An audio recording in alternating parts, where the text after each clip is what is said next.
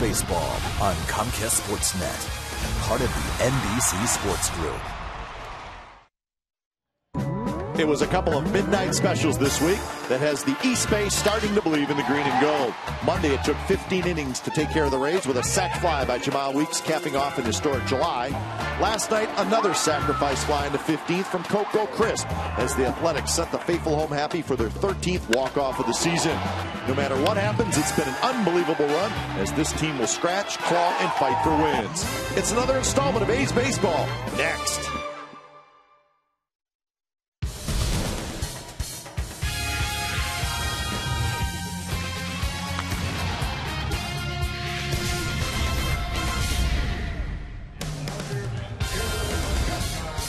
Well, after 15 innings last night, nearly 5 hours of baseball, the fans are back. So are the A's and the Blue Jays as we get set for Game 3 of this 4-game series. Johnny Gomes with a home run last night, and the pitching matchup today, the left-hander Ricky Romero for the Jays, and it will be A.J. Griffin for the Athletics. So we're just about set to go from the Coliseum right here on Comcast Sportsnet, California. Good afternoon, everybody. Welcome to Oakland A's Baseball. Along with Scott Hatterberg, I'm Glenn Kuiper. Well, last Wednesday, the A's beat the Blue Jays 16-0 in Toronto, and it was the same two guys squaring off. And A.J. Griffin, well, he got all the runs to work with, and he ended up throwing 6 shutout innings. Yeah, I'm sure he's going to want some of that run support again tonight. He's a lot like Straley, who we saw last night. He's a 4-pitch guy, and he's going to rely heavily on command. He showed it that night in Toronto.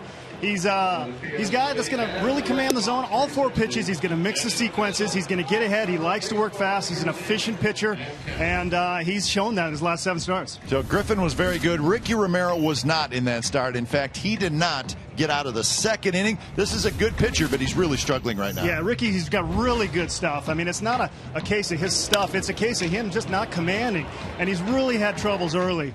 He's up in the zone. He's not able to throw that curveball for a strike, and if you're not able to do that, you are going to fall behind, and it's a tough recipe for success at the major league level. And there's some injuries with both these teams, so the lineups have a different look today, and we will take a look at those lineups when we come back. And certainly both these managers, well, they need their starters to go deep in the game. Both bullpens, a lot of innings last night. So we'll have lineups and first pitch when we come back to the Coliseum. A's trying to make it 3 in a row over the Blue Jays. We'll be back.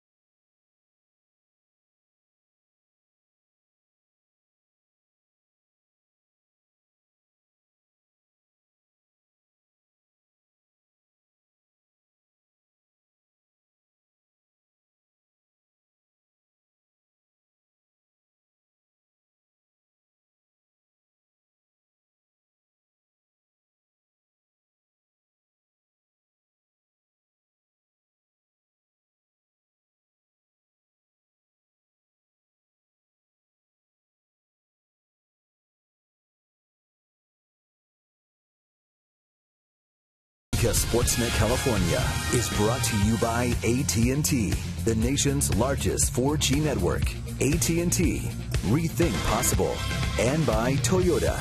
Check out the great deals at your local Toyota dealer today.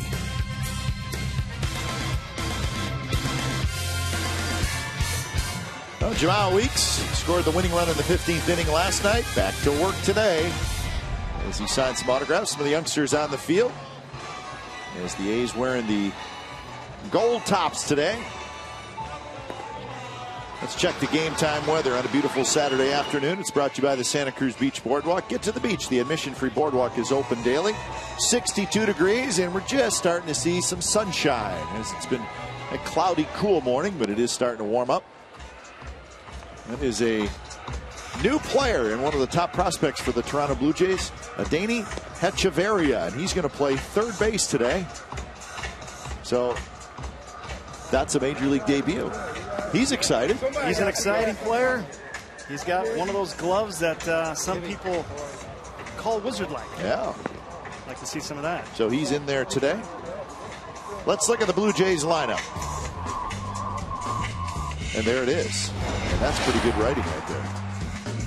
Escobar, Johnson, Encarnacion, Cooper will DH, Davis hits fifth, Gomes will catch, Sierra in right, goes in center, and then Hechavarria, Adeiny Hechavarria, will play third base. On the bump today for the A's, you got A.J. Griffin, 3-0 with a 2.51 ERA, one of the 4 rookie starters the A's have thrown out there this year, and they sure ain't acting like rookies. No, they are not. So A.J. Griffin looking for his 4th win of the year. He's pitched well in all of his starts so far. The defense behind Griffin, it has Gomes in left, Reddick in center, Michael Taylor in right, Inge, Rosales, Weeks, and Carter with Kataris doing the catching. So Michael Taylor in right, and Reddick in center. Mentioned some of the injuries. Of course, Seth Smith on the disabled list. That was yesterday. Yoenis Cespedes not in the A's lineup today. He's got a wrist sprain. Coco Crisp not in the lineup, but Bob Melvin said that is just a scheduled day off for Coco Crisp, especially after playing 15 innings last night. 15 innings, the hero? Yeah. Give him a break. Got wet, got creamed. A little bit of everything. Spider-Man attacked him. Yeah.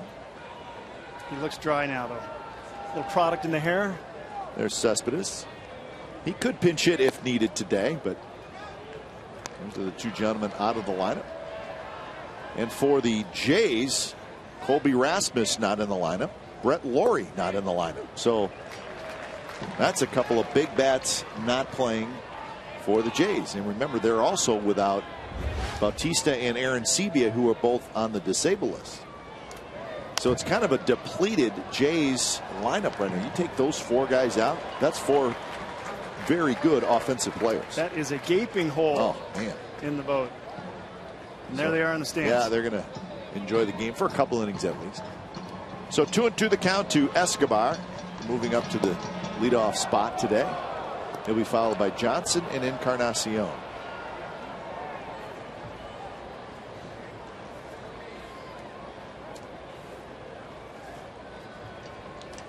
So a full count to Escobar. And he hits a pop-up behind first. Taylor coming in, still coming in, and it drops just foul. So the Blue Jays made a handful of roster moves before today's game.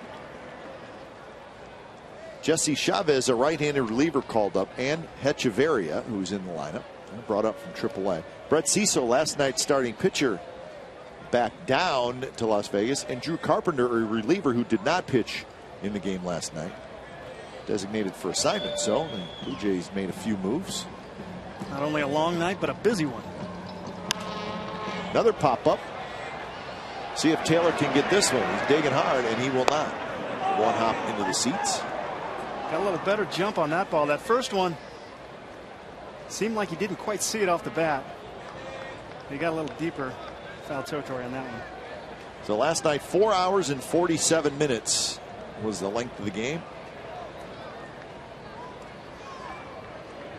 One thing you're going to see from Griffin is he gets the ball and he gets on the rubber. He is wanting to go. And that one looks like it's a little bit of a knuckleball as it drops into center field for a hit. So Escobar leads off the ball game with a pretty good at bat and then a base hit. See if this ball knuckles like I think it did. Well, he hit it off the end and he squared it. But sometimes when you catch it square, it stops that rotation, and it did. It knuckled and bounced and dived and side to side, but hit soft enough to not be playable.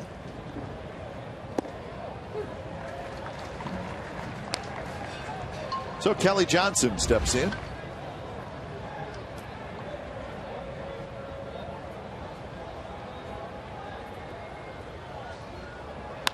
Johnson drives one towards center. Reddick to his left. He's got it.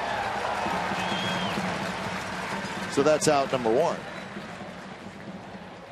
And that'll bring up Edwin Encarnacion. Well, this is pretty much the lone long ball threat the Jays are going to run to the plate today.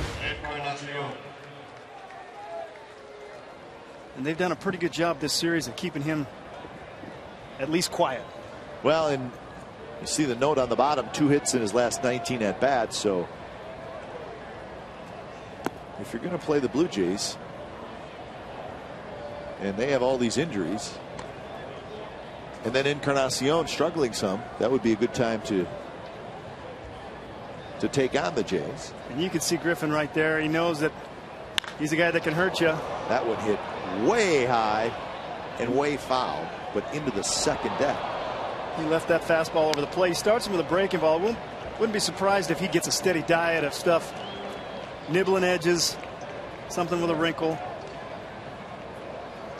Nothing he can really turn around. 4th in the league in home runs, tied with Trumbo, 28, one behind Hamilton and Granderson. You're going to see some of that too. Jays hitters are probably going to step out. Griffin likes to work really fast. 1-1 pitch. Misses, and it's 2-1. David Cooper in the on-deck circle. That's that big, slow curveball he's got. He comes out of his hand, and hitters give up on it because it looks so high, but with that size, it's got pretty good bite. Ends up dropping a lot more than they'd expect. 3-1 now to Encarnacion. Last night, Encarnacion was 0 for 4 with 3 walks and a strikeout. He was 2 for 4 on Thursday night.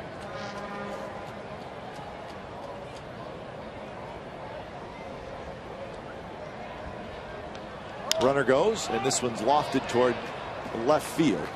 Gomes goes back, now comes in, and Johnny Gomes has it, and that's out number 2.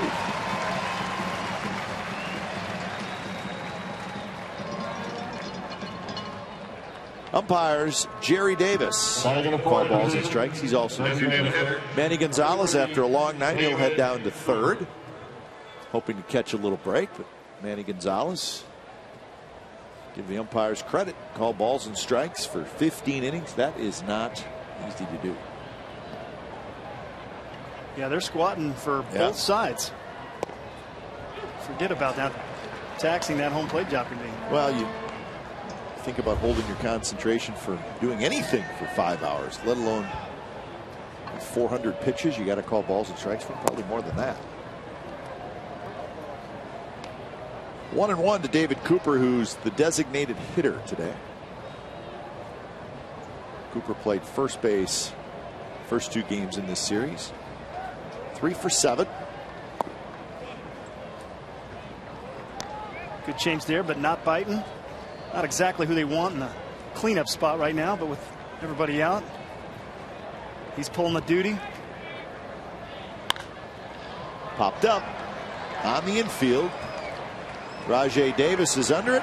Side retired. So leadoff hit by Escobar. Nothing else for the Blue Jays. Bottom of the first coming up. Ricky Romero to take on the Athletics.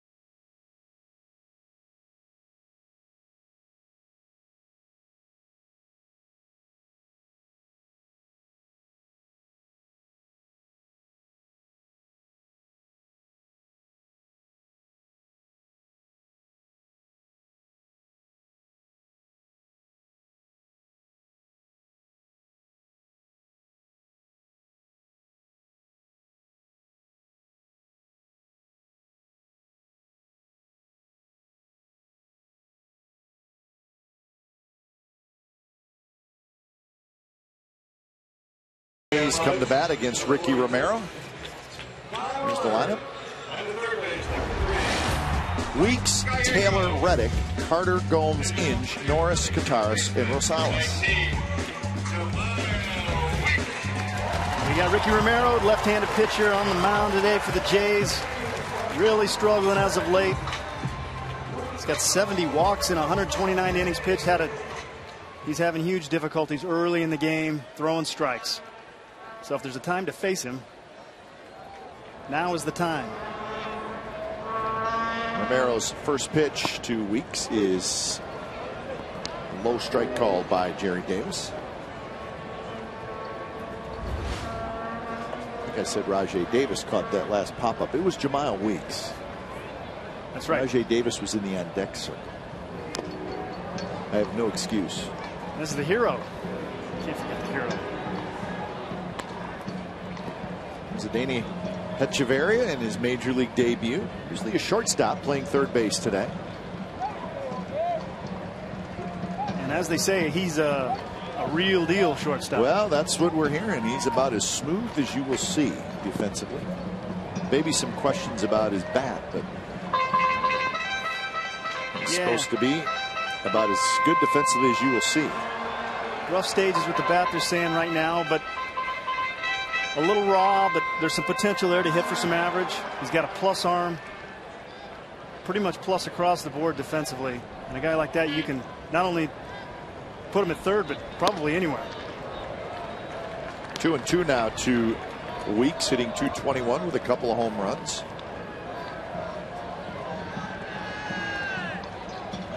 Got a couple hits last night from the right side.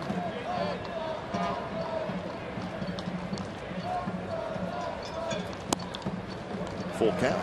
So it was 0-2. Now it's 3-2. Michael Taylor waiting in the on-deck circle.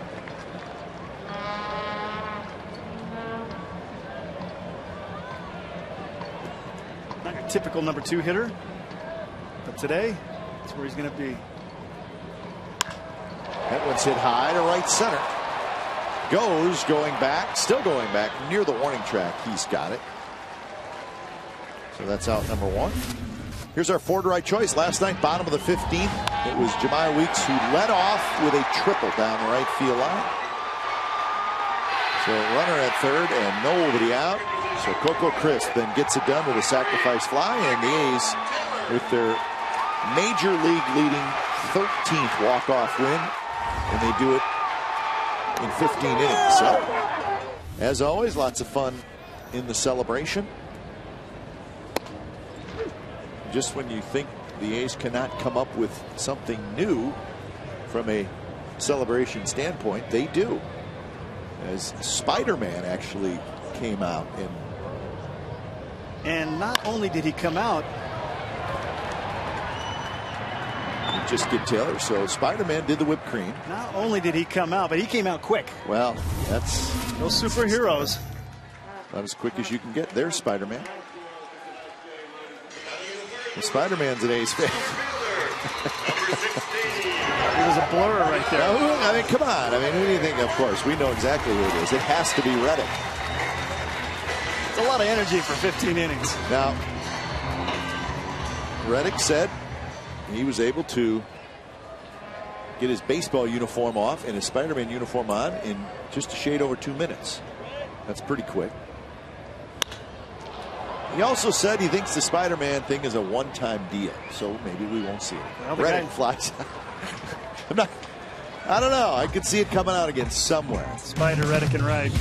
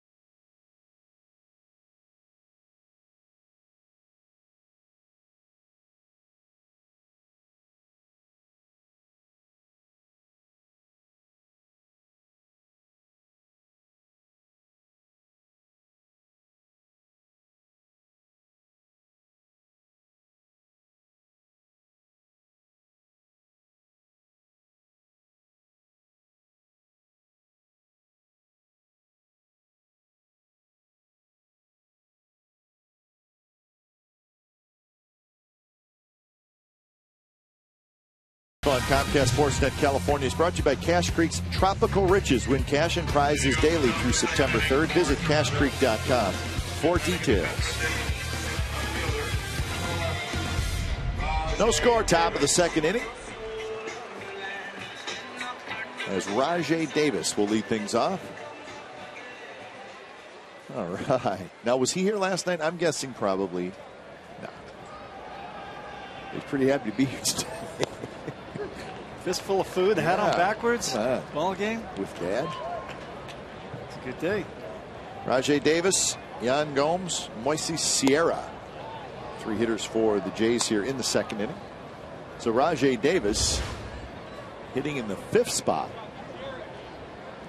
Nothing against Rajai, but that should kind of tell you how depleted this Blue Jays lineup is right now. Some huge holes. Yeah. Colby Rasmus is out, and he left the game in the 12th inning last night. It was some right groin tightness. Yeah, it's kind of odd how he came out of the game. It wasn't after an at bat. Must have been lingering, something he did, because he just jogged out the center and then came back. Carter picks it up, steps in the bag. Well, Rasmus left in the 12th inning. Brett Laurie left in the 1st inning with rib cage tightness. And he came out after watching a 3rd strike. So that's a little odd in itself. Here's Yan Gomes, who is catching today. Gomes got in the game last night, ended up playing first base and left field, and he was 0 for 3.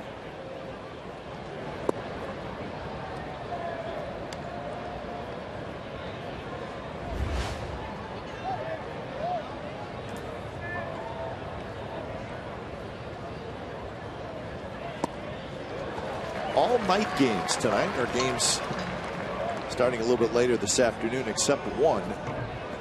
The Mariners beat the Yankees 1-0 at Yankee Stadium. Felix Hernandez, complete game, 2-hit shutout, his 3rd shutout of the season. So 6 strikeouts, 101 pitches. So King Felix was dealing today as he shuts down the Yankees 1-0. So he gets his 10th win of the year. Mike Karp had an RBI single in the 2nd inning, and that was the only run in the game.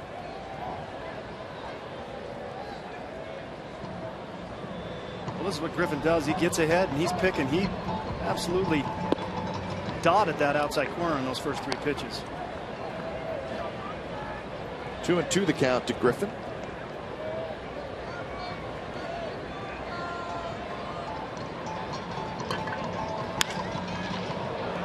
Hit towards center where Reddick back and over. He's got it. That's out number 2. So the Mariners with that win, they have won 8 out of 9. The Yankees with the loss have lost 10 out of 15. The Yankees still have a 6-game lead over the Rays in the AL East.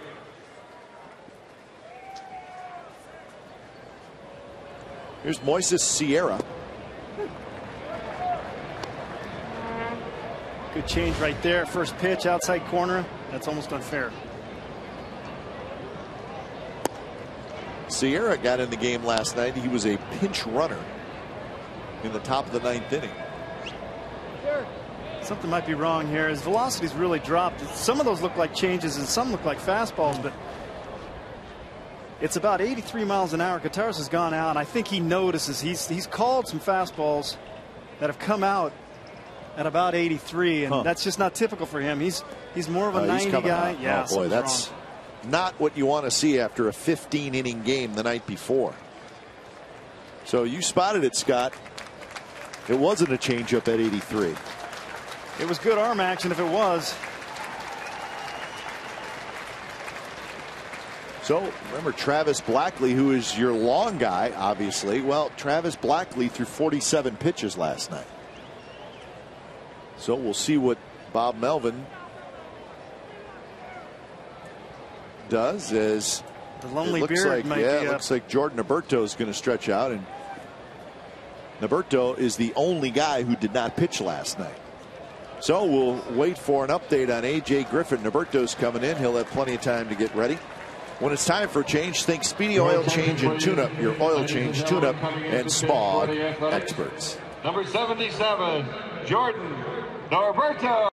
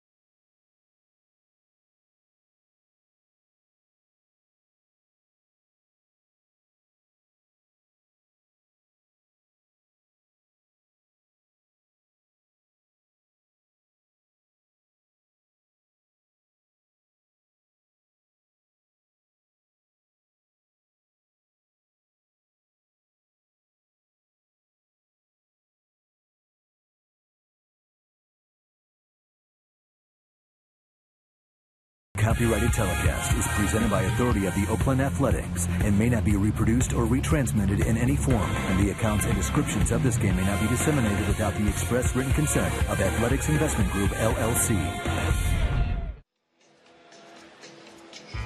Enjoy a unique on-field screening of Moneyball presented by Advantel Networks. Saturday, August 18th, after the A's play the Indians, fans with special pre-purchased movie tickets will be invited to watch Moneyball. Field-level tickets that include the movie are available for $40. If you already have tickets to the game, movie tickets are available for $12. A portion of the proceeds will benefit cystic fibrosis research, support, and resources. For info, go to oaklandathletics.com/moneyball. So these are the last two pitches thrown by A.J. Griffin, and can't really say that we notice anything, except, as Scott said, the velocity on his fastball was way down. Well, the first one, the arm action was so good, I thought it was just a great changeup because it come out at about 82 miles an hour, and then he backs it up with the same pitch at about 82 miles an hour. But Kataris, I saw him start going out there, and that is a little hard for his changeup, and his fastball is usually around 90, 92. So it fell in between there, and that usually a sign of something wrong in the arm. So Jordan Alberto comes out of the bullpen here in the second inning, and he had all the time he needed to warm up. 3-1 with a 2.93 ERA for Norberto as he faces Moises Sierra. Now, last night, Balfour threw 20 pitches, Cook 26, Blevins 11, Neshek 16, Doolittle 18, and that man Blackley 47. One bounce toward Rosales. He's got it, guns it to first, not in time. Sierra took that big jump to the bag, and he just beat it. Close play right there. High chopper up the middle. Rosie comes, maybe if could taken a little more of an angle there right at second base, let it get a little deep. Not so sure if he thought Weeks was coming up there, but he could have probably cut that angle just a hair. See if you got him. Get down there pretty good. Bang, bang. Expo brought to you by Cache Creek Casino Resort. That one's hit toward left center field. Reddick on the move, still on the move, and it's off the very top of the wall. Sierra digging around third. They're waving him home. Here comes Rosales' throw. It's there, and Norris hangs on, or Kataris hangs on, and Sierra is out. So George Kataris braced himself for a collision. He holds on, and the A's execute again.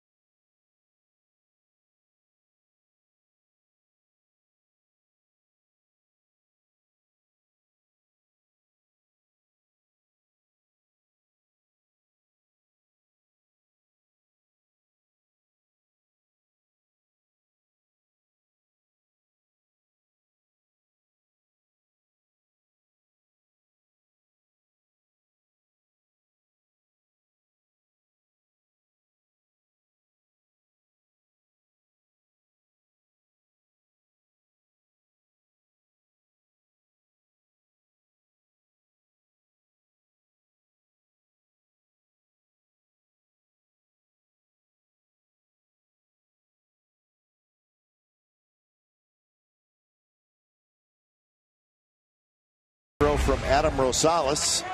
Well, it comes right to Reddick nicely. There's a good relay, and there's a good relay. Look at that.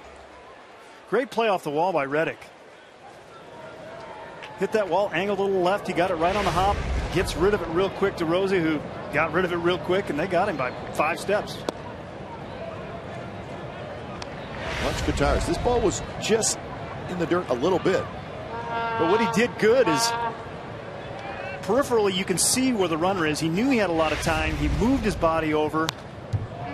In case he doesn't get it, he's able to keep it in front of him because he knew he had a little bit of time. If he bobbles it, he can pick it up. But instead of just trying to glove it and scoop it, saw that he had time, slid over, got his body in front of it, made a nice play, soft hands, and then put his big brick of a body in front of the plate. No chance. Well, the guy that ran into him, Moises Sierra, is a right fielder, and he's a pretty big guy. Good release there. Good release by Rosie. Gives him a lot of time. Slides over.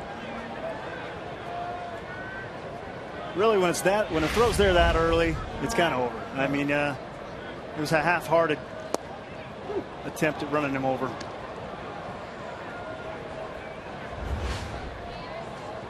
At that point, the catcher's got a good chance of spinning off, making the tag, not really necessarily bang, bang blocking the plate. He can tag and get out. 2-2 to Chris Carter. But still defensively, you have to play it off the wall. You have to make a good throw to the cutoff man, and then he has to make a good throw. So it's a three-part play. Yeah, it is. And the A's did it not perfect.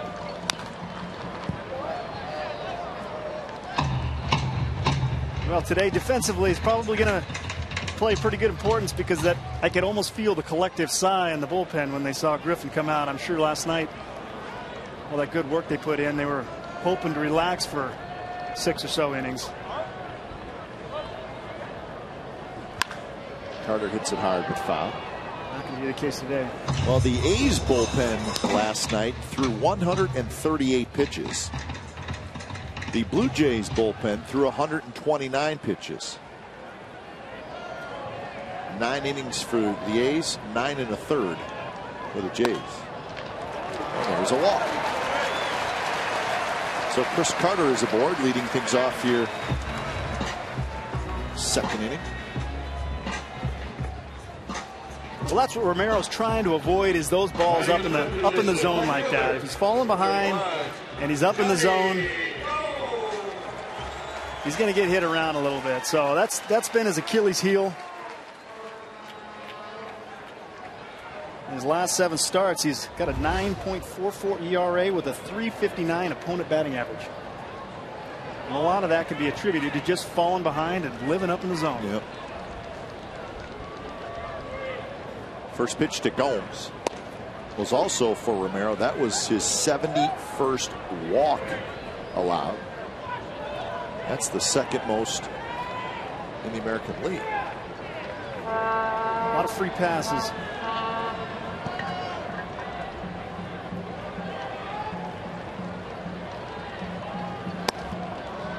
Just missed outside. 1-1 to Gomes. Last year, Ricky Romero walked 80 in the full season, and he was terrific last year. Won 15 games, had a 2.92 ERA.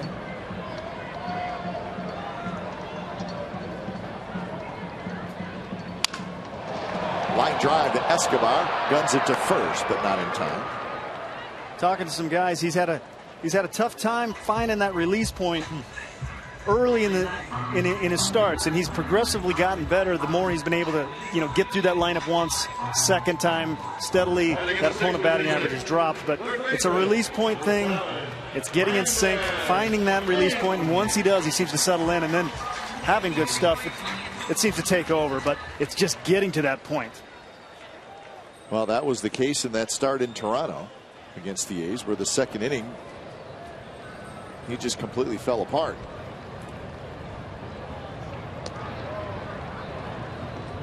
But last year, Romero was without doubt one of the best starting pitchers in the American League. No doubting the guy's stuff. Got a good arm. Inge bounces one toward Romero, who guns it to second, and they get him. Kelly Johnson on the backhand. So Carter is retired. Fielder's choice for Inge. It's a good pitch right here. Got him out front. Bounces off the mound like a cat. A little bit of a sinker. But Kelly Johnson does a nice job of playing first baseman and making a stretch for that ball. And kind of a baby scoop. So 2 outs for Norris. Norris is the designated hitter today.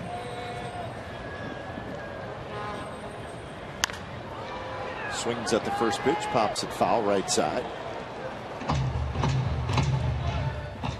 193 the average for Norris. 3 home runs, 11 RBIs. 1 for 6 last night with a couple of strikeouts, so he got a pretty good workout.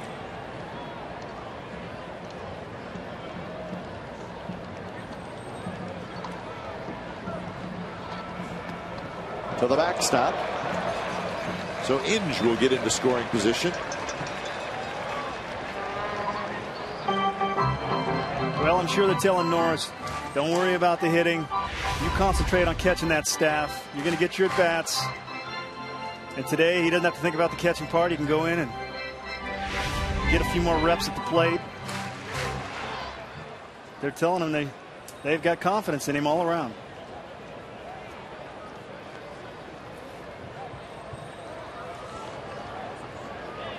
There's today's catcher, George Kataris, who's in the on-deck circle.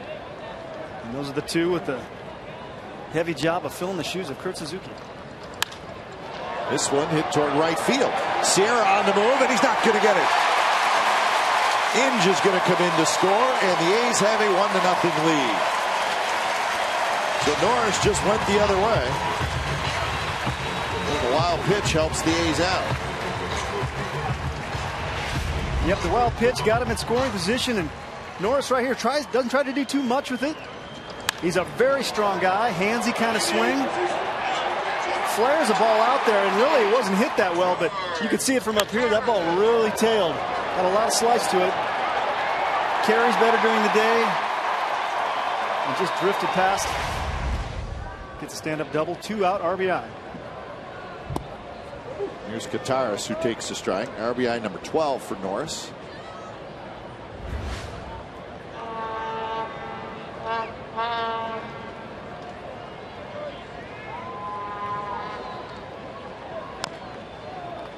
And a quick 0-2.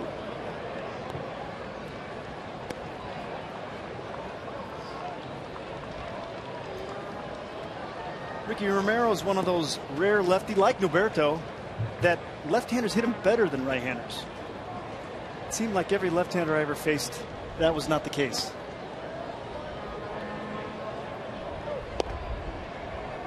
Close pitch, call the ball, 1-2.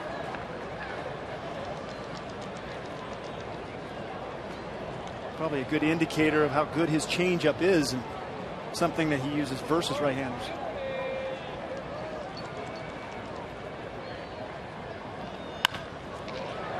That one knocked down by Encarnacion, throws to Romero, and a nice play by Encarnacion. It saved a run. The A's do get a run thanks to Norris's 2-out RBI double. 1-0 Athletics.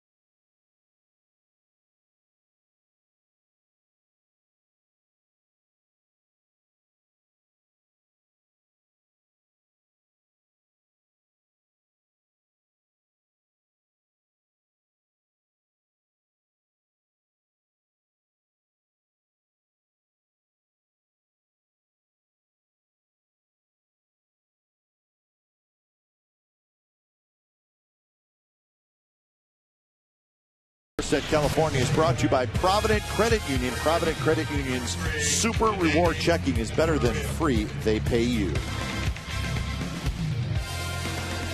A's with a 1-0 lead over the Toronto Blue Jays. And here's the first major league at bat for Danny Hechavarria. 23 years old. He's from Cuba.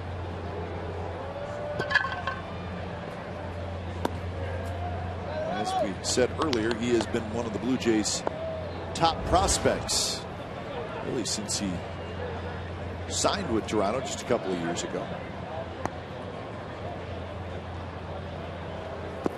Scouts are saying that he's got a chance to hit for some average. He's got occasional power to left field, more of a mistake guy over the plate, but slightly undisciplined at this time. Falls into the raw category a little bit, but he's got quick hands. And he can handle, he finds the barrel pretty good on his pitch, so there'll be some adjustment, but right now his glove's ahead of his bat. He was hitting .312 with 6 homers, 63 RBIs in AAA. Got some speed. Just his 3rd year of professional baseball.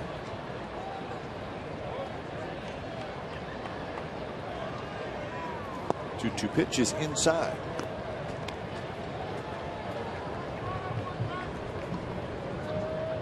So 3-2 with Escobar to follow, and then Kelly Johnson.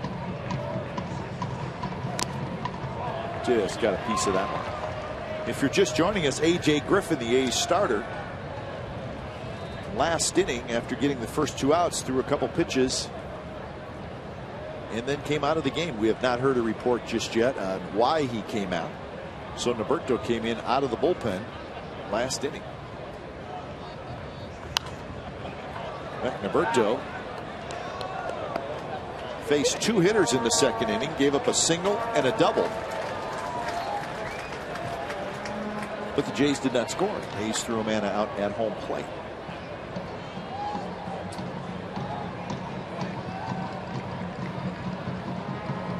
The 3-2 off speed, swing and a miss. Good pitch by Norberto. Echeverria's first at bat in the big leagues. He's a strikeout. Here's our true story brought to you by McDonald's. August 10th of last year, that was Jordan Norberto hitting Yunel Escobar. Bench is cleared. Remember earlier in the game, Brett Laurie had hit a grand slam, and the A's thought maybe he celebrated a little bit too much. So that was last year. Do they remember it? Probably. Well, if you're going to get even with someone celebrating too much, you hit the guy celebrating. Yeah, that's true. That's a good call. Doesn't make much sense to hit somebody else, or try to.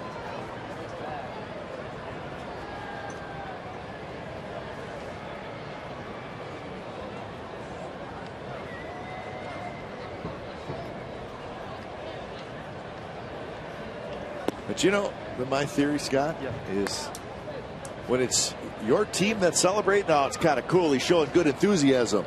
Yeah, that's awesome. And when the other team does it, that's not right.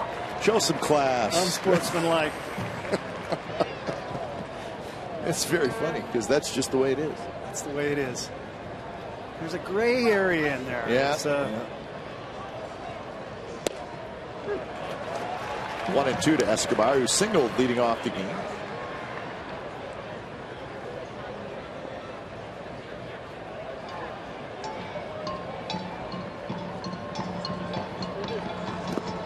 Pitch is low, 2-2. Escobar's having a pretty good series. Got a hit his last time up. His 5th of the series. Hits that one hard. Rosales ranging to his left has it, straightens up and throws him out. So here's that grand slam by Brett Laurie. So the A's saw this. Right, now he got the dugout. He's a little fired up. So this is what I'm saying, Scott. So the A's said, hey, he's showing us up. The Jays said he's just playing with passion. Well, that was a pretty benign. But you know what? You got a high energy guy like him. He kind of plays with his hair on fire. And he's a new guy. We like to see our rookies a little bit more subdued. 0-2 to Kelly Johnson. But if they're on your team, it's great. Love the enthusiasm.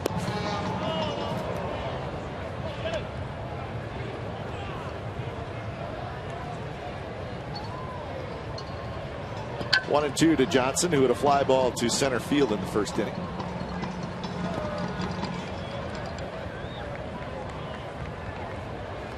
It's kind of like the trade deadline. The teams that made a trade to acquire a player, hey, shows the front office is thinking about us. They're into it. They're into it. Adding some, yeah. The ones that don't, oh, they don't care. You know what? Yeah, we like who we got.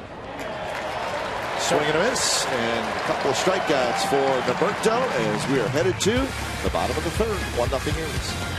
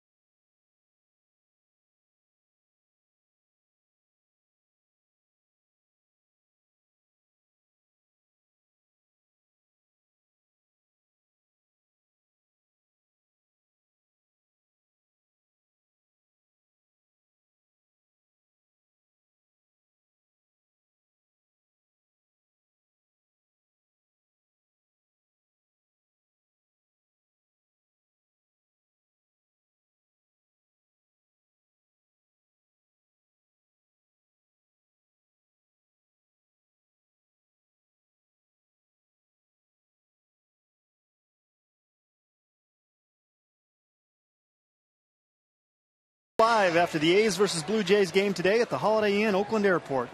A's starter Tommy Milone will be interviewed. Come be part of the show and you can win A's prizes and enjoy great food and beverage specials at the Holiday Inn Oakland Airport Diamond Sports Bar and Grill at 77 Hegenberger in Oakland. Tommy Milone will be pitching tomorrow against Aaron Laffey. So a couple of left-handers in the series finale. Rosales, Weeks, and Taylor here in the bottom of the third. Derek Norris with an RBI double in the second inning for the A's run.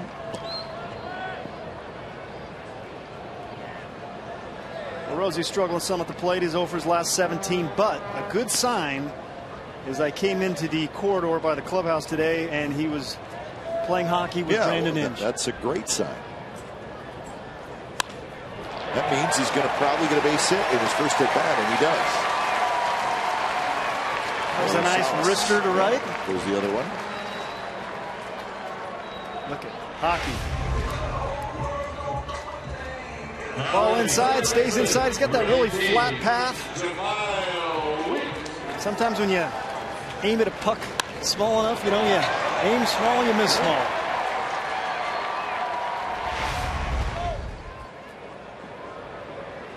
Breaks that 0 for 17. Top of the order in Jamal Weeks.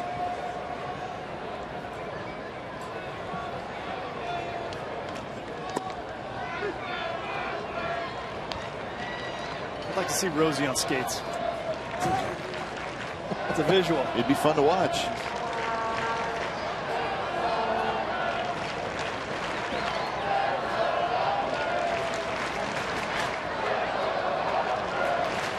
Weeks hit a fly ball to center field his first at bat. There's a strike. The report on A.J. Griffin, tightness in his right shoulder. So tightness in his right shoulder that forced Griffin to leave with 2 outs in the second inning. Hopefully it's not too serious. He wasn't grabbing it. He didn't show it. It just steady decline in that velocity. He was babying, I guess, his effort. 0-2 pitch. Weeks swings and misses, so he's the first strikeout victim for Romero. Well, those are two pretty good pitches, and this is exactly what the A's are trying to avoid. That's a hard breaking slider right there. 23, Michael. If he settles in, he's got stuff to really shut you down. And he's showing signs of settling down right now. Getting locked in with that release point.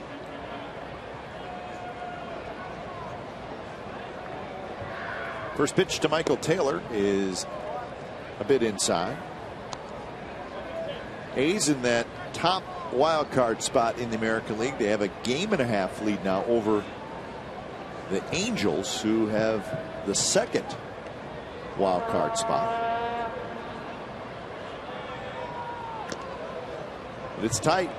After the A's and the Angels, the Tigers are a half game behind the Angels. The Rays are a half game behind. The Orioles are a 1.5 games behind. And the Red Sox 4. The Tigers, Rays, Orioles staying right on the heels of the A's and the Angels. And of course the Angels will be here Monday, Tuesday, and Wednesday. Kind of get the feeling that that's going to be a tight race all the way down to the end. Get that many clubs knotted up. Bounce towards short. Hit hard enough where it should be 2, and it is. So Michael Taylor hits into the 6-4-3 double play. We're headed to the 4th. It'll be Encarnacion, Cooper, and Davis.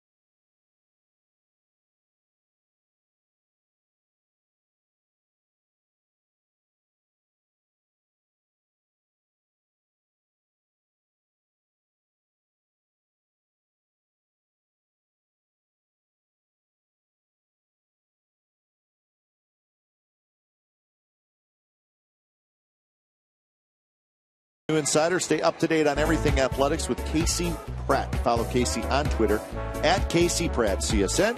Log on to A's Talk on CSNCalifornia.com all season long to read Casey's news and notes on the Oakland Athletics. 4th inning. Encarnacion, Cooper, and Davis against Jordan Norberto. Inning and a third for Norberto so far. He's thrown 23 pitches.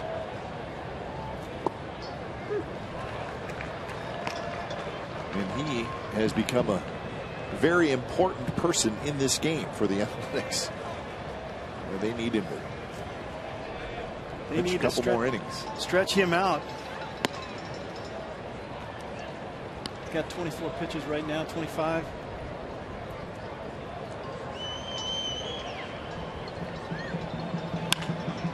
That one hit through the shift. How it got through those two guys, I don't know. Those two guys being Rosales and Weeks, but perfectly placed for Encarnacion. Yeah, this is the part of the shift that makes you crazy.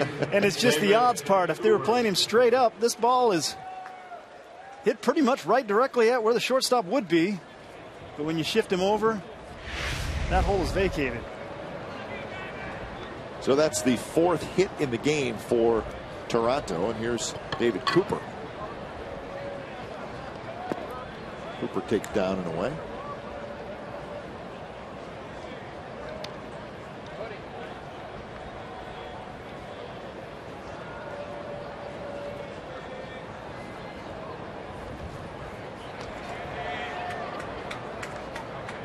Quick throw right there. Eddie got a sneaky stolen base last night. Off Blackley, that first pitch move. Certainly weren't expecting that last night, especially after Rajay Davis got picked off. And we've seen Blackley's move. And Encarnacion got himself into scoring position, which is huge in an extra inning game.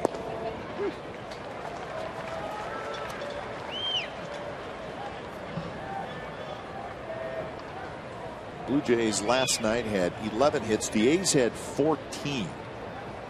Blue Jays left 11. The A's left 7.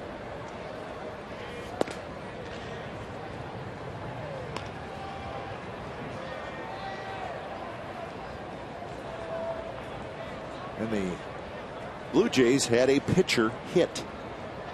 Aaron Loop got an at-bat. Hit hard. Inge has it, spins around. No play at second. Throws to first in time. Encarnacion was moving on the play, but a nice play by Inge just to get one out. So yeah, that Cooper was a robbed of a hit. Great reaction right here by Inge. This ball was scalded. Makes a play. He was going to go to second. Saw that there was no play. Didn't have time to turn his shoulders, but he's got such a good arm. Just wrists it, flips it on a line to first base. That'll bring up Rajay Davis. Davis into left field, a base hit. And they're going to hold up Encarnacion. Brian Butterfield has learned his lesson. Yeah, he's 0 for 2 in this series, so he decides to hold up Encarnacion, and it was the right thing to do.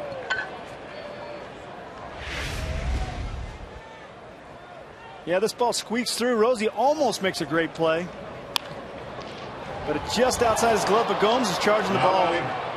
Comes up with it clean, and Butterfield rightly keeps Eddie right there at third base. Third time's the charm. He would have been out by about 15 feet. So runners at the corners for the Blue Jays. One out for Yan Gomes.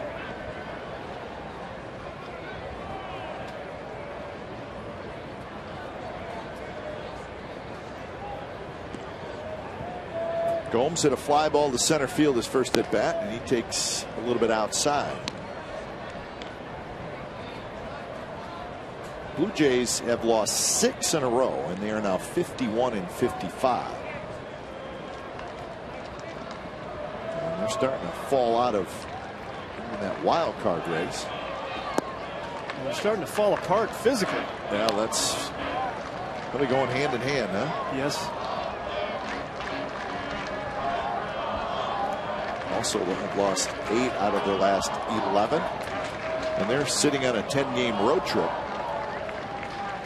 They're going to head to St. Petersburg to play the Rays Tuesday, Wednesday, Thursday.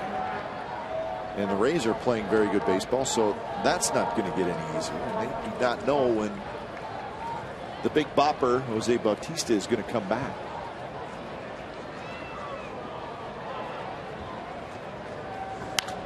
It's an unforgiving division, and if you start sliding, it's tough to stop.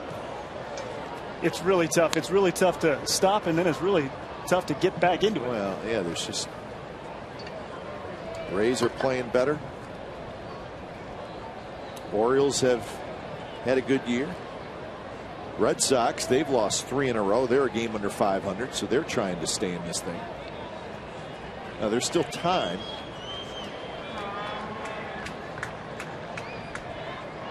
Davis takes off, pitches a strike, throw to second base is high, and Rajay Davis has another steal. Number 29 for Davis. Pitch was a strike, so the count is 2-2. Well, he's going to get his stolen bases. He's good base stealer. Got a good jump here. Pretty good pitch to throw on. A little slow out of the box. Kind of bogged down a little bit, Gutierrez. Didn't quite get close. Feet are a little bit slow on that. I don't know if he was peeking at Eddie in case he was breaking in on the pitch. But even if he got rid of it good, I don't think he had a chance. There's a shot down the left field line, but it's foul. See, when you're struggling like the Jays are and playing great like the A's are, that ball goes foul. You get those breaks. It's almost unfair. I mean, it's a shot. It's 4 feet foul.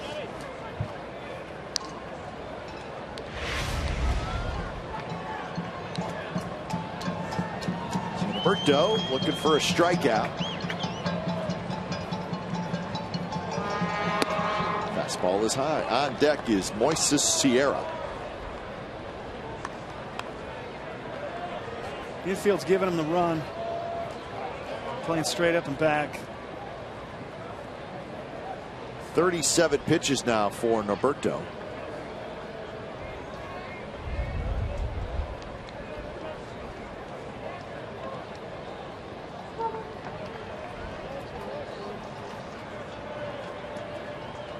Has a base open right here. He doesn't have to be too fine or too good. He needs to be fine. This one's lofted to shallow right field. Coming in is Taylor. He's got it, and Encarnacion stays at third. So Gomes cannot get it done, and that's out number 2.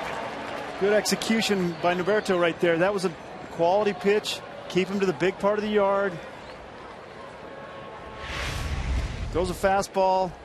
Paints this edge. Close enough. He's got to reach for it. Just can't get enough. And Edwin didn't even back up to third base. He wasn't going to tag at all when he saw Taylor busting in. Just had to reach for it enough. Kind of a handsy swing. Can't get it deep enough. Edwin never even goes back to third. Good pitch in there by Norberto. So here's Sierra.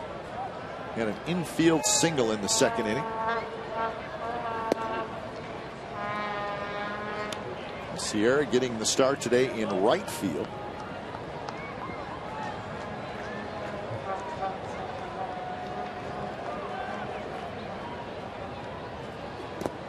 His numbers in AAA this year: 289 with 17 home runs and 63 runs batted in, and that was in 100 games for Las Vegas.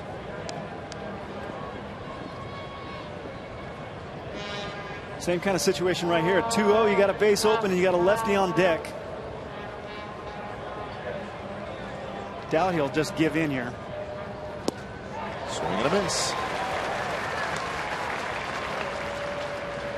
Nice cutter low and in. Tough pitch, buries it at that back ankle. It's a tough pitch to not only hit, but if you do hit it, to keep it fair. Because it's burying in, you end up having a tendency to pull it foul. So now 3-1.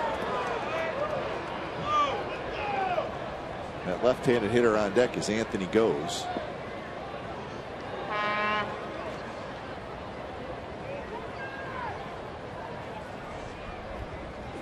Swing and a miss. Took a little off. 3-2.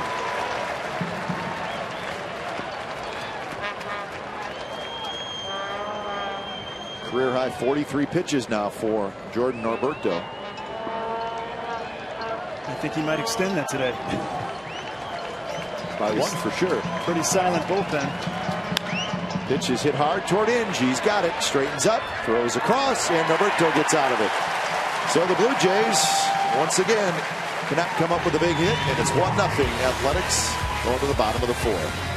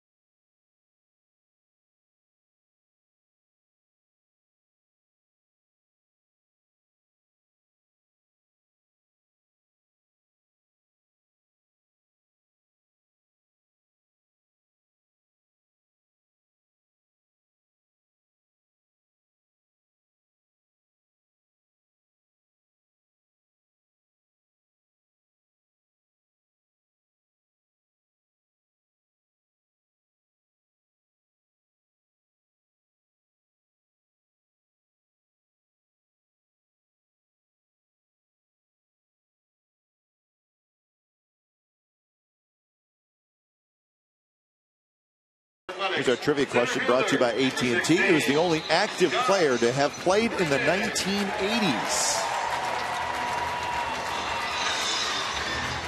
Think about it. I think I know. Yep. Reddick to lead it off, followed by Carter and Gomes against Ricky Romero.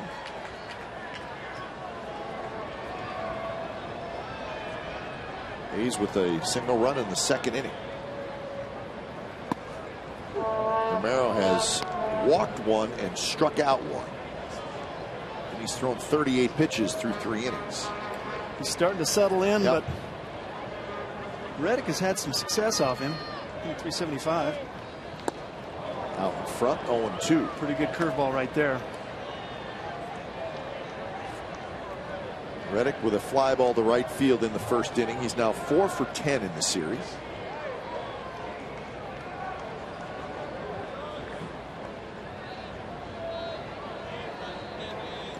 Now with A.J. Griffin leaving the game with some stiffness in his right shoulder. What's happening in the next 2 days, Scott, becomes maybe even a little bit more important with Brandon McCarthy making his second rehab start tonight. And Brett Anderson making another rehab start tomorrow. Now Anderson's still a little ways away. They're going to pay a little bit more attention to those starts. You would think, yeah. Again, for McCarthy today, his second rehab start. So keep an eye on what he does tonight and how many pitches he throws.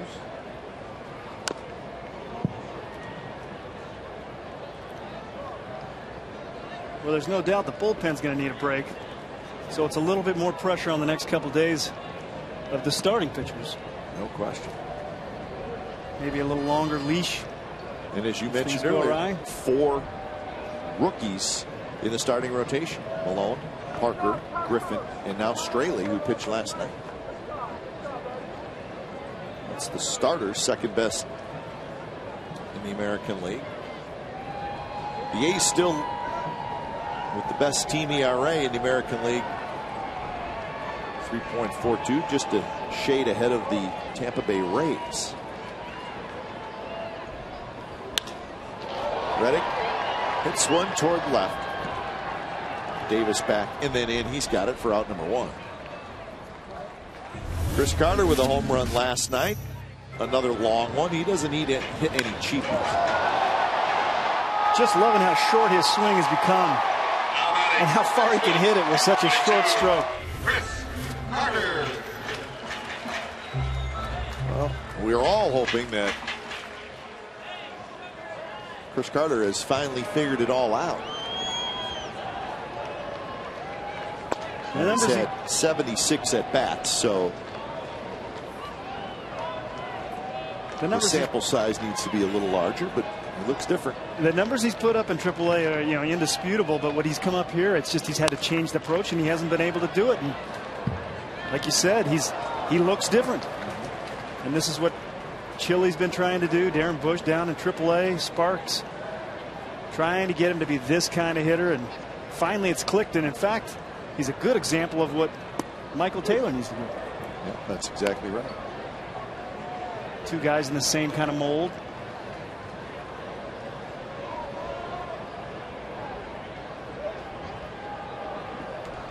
Well, Carter's passing the eye test right now because he looks like a different hitter. And obviously the results have been there. Well, not only the hits are coming, but his takes, his body language. He's always been kind of a low pulse guy, but he seems low pulse. He seems less than low pulse. He seems relaxed rather than low pulse. That one on the outside corner. Strike 3 called. Second strikeout for Romero.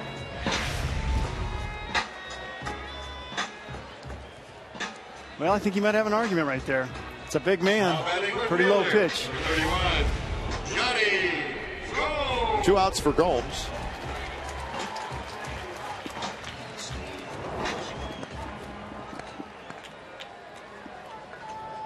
Gomes hit a line drive to the shortstop in the second inning.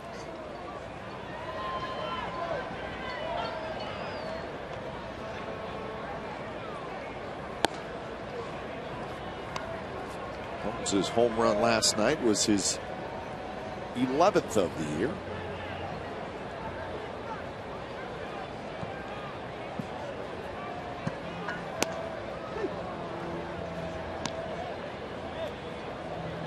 So it does indeed look like Ricky Romero's got pretty good control today, and the walks have been an issue this year for him, but not the case today. In that start against the A's last week, he walked 6 in an inning and a third. Look at that. How does Ricky Romero lose 7 consecutive starts?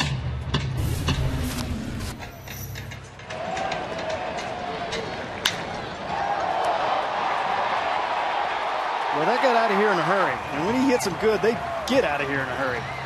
He also hit a hooded 2-iron off the 330 sign down the line. Just missed another home run. He can hit lefties. Toward right field, Moises Sierra is under it and reaches to his right at the last moment, makes the catch. Side retired. So 5 in a row retired for Romero. Norberto back to work. 1-0 A's.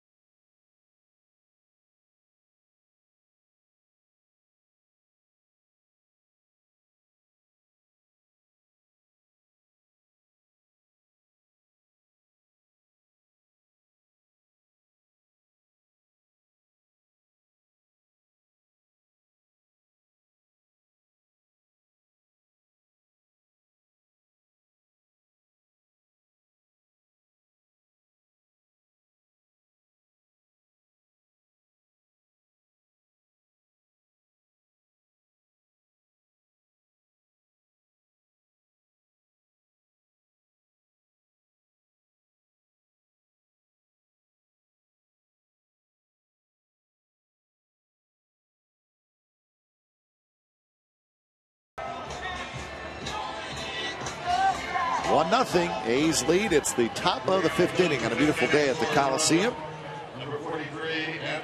Sun is peeked out off and on, but a nice day as Jordan Norberto is back out there. 2 1/3 innings so far for Norberto, and that was pitch number 45.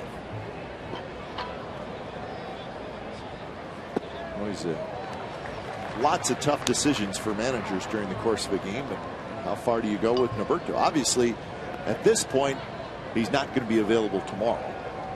Yeah, you're burning him right now, but you're also talking to him, and he's aware that he's the guy that's kind of got to pick up some slack. So he knows that bullpen is taxed, and he's trying to help them out. He's also pitching great. And he's pitching great, and I'm sure Bob's asking him, and Kurt. They don't want to overextend him, but keep him in there as long as they can. Well, you wonder if maybe get through the 5th inning. But Kurt, the manager, know best. 3-2 now to Anthony Goes, who'll be followed by Hechavarria and Escobar. Yeah, if they could get into the 5th inning, Norberto would have done a phenomenal job to score the same. This one's popped up behind third. Rosales is under it, and he's got it. The thankfully, the sun isn't completely out. That's a tough ball.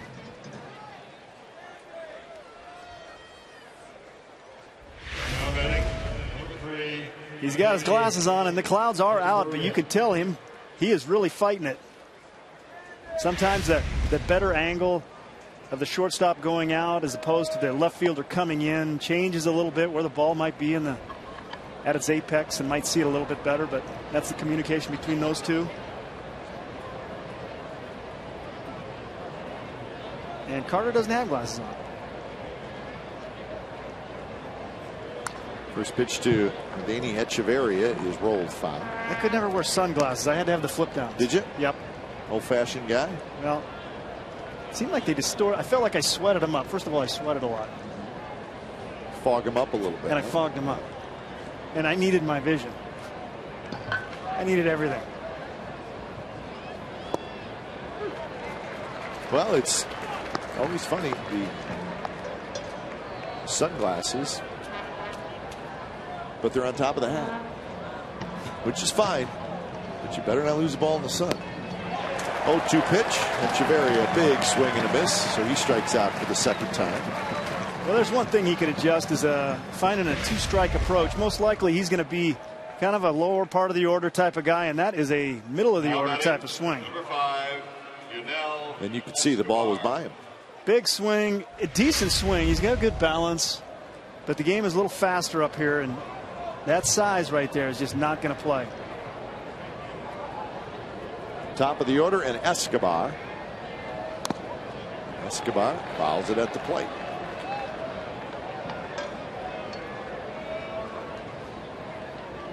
Kataris got it.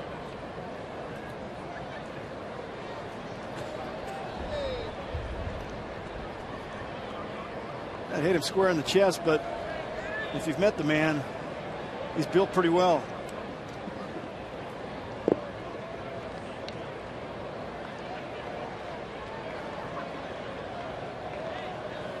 So Escobar maybe giving Kataris a little time to regroup. Pretty good swing at this and square off that shoulder. One thing worse than getting hit in the left shoulder is getting hit in the right shoulder. Nishak gets up. 1-1 the count. Yeah, it might have been collarbone neck area. A little bit, yeah. Well, that might be worse than both of them. Both shoulders.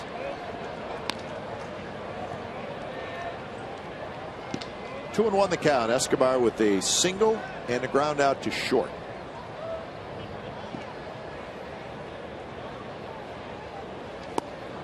Strike outside corner. Escobar thought it was outside.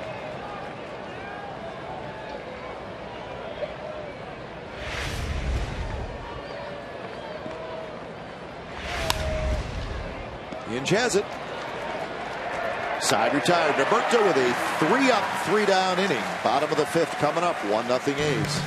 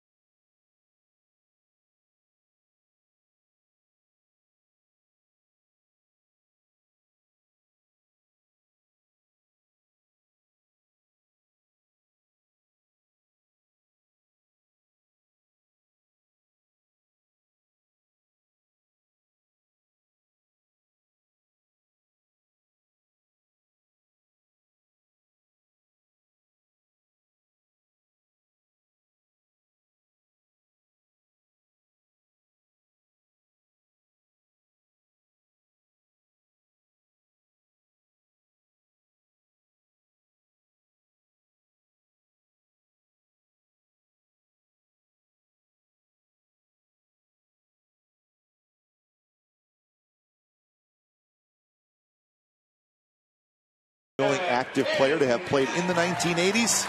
Probably got it. Omar Vizquel. His first major league game was April 3rd, 1989. It was with the Mariners, and it was right here at the Coliseum. 24 seasons later, Omar Vizquel is still playing. First pitch to Inge is low. 24 seasons. That's a lot of spring training.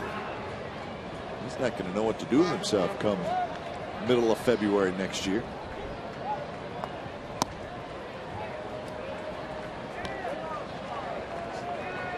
Two and 0 to Inge, who will be followed by Norris and Kataris.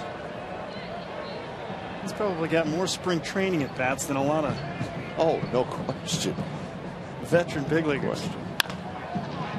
Escobar charges. He's got it on the run, and that's out number 1. 2,947 games played, 2,863 career hits. Now batting, designated hitter. Well, he had some magic hands, didn't he? 985 fielding percentage. Second all-time among shortstops. That is something. Any debate whether he's a Hall of Famer? Well, I don't know the criteria, but for me, I mean, he's got to be there. I think so too. I've heard writers that I've talked to say they're not short. I don't agree with that. Just short offensively, huh? 2,800 hits. It's very hard to Hechavarria, but I guess you could compare him to Ozzie Smith. Now, was Ozzie Smith a significantly better player than Omar Vizquel? Now batting, I don't think so. It'd be hard to make that argument, I think. so. George Kataris. And I've never been a believer in longevity of a career being a negative thing. And I hear that argument, and I never quite understood that one. It's like, well, he played a long time. Accumulated like, yeah, those numbers, well, that's right? a good thing. I mean,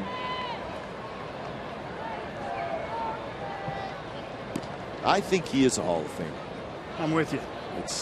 I'm voting that way. The great baseball argument, is he a Hall of Famer, is he not? Johnson can't make a play. Kataris is aboard. Ball was hit hard, but it's going to get a hit. Johnson will probably tell you he should have had it. Well, Kataris hits this really well. Hits the first time up, he hits it well.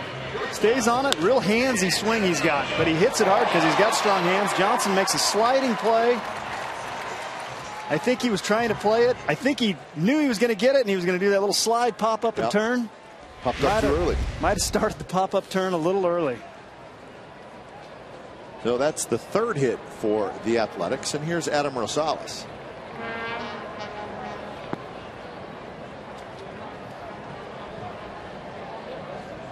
Rosie broke out the hockey stroke and got him out of his funk. A nice base hit to right center in the third inning.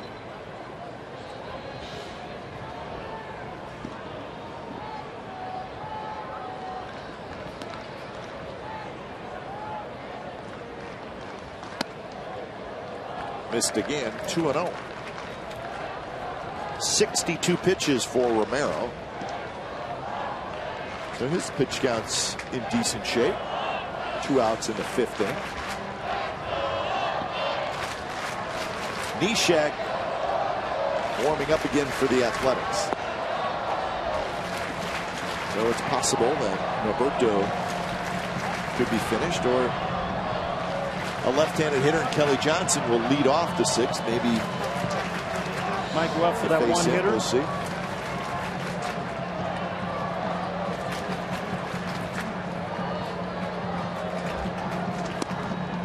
Pitch, a strike to Adam Rosales.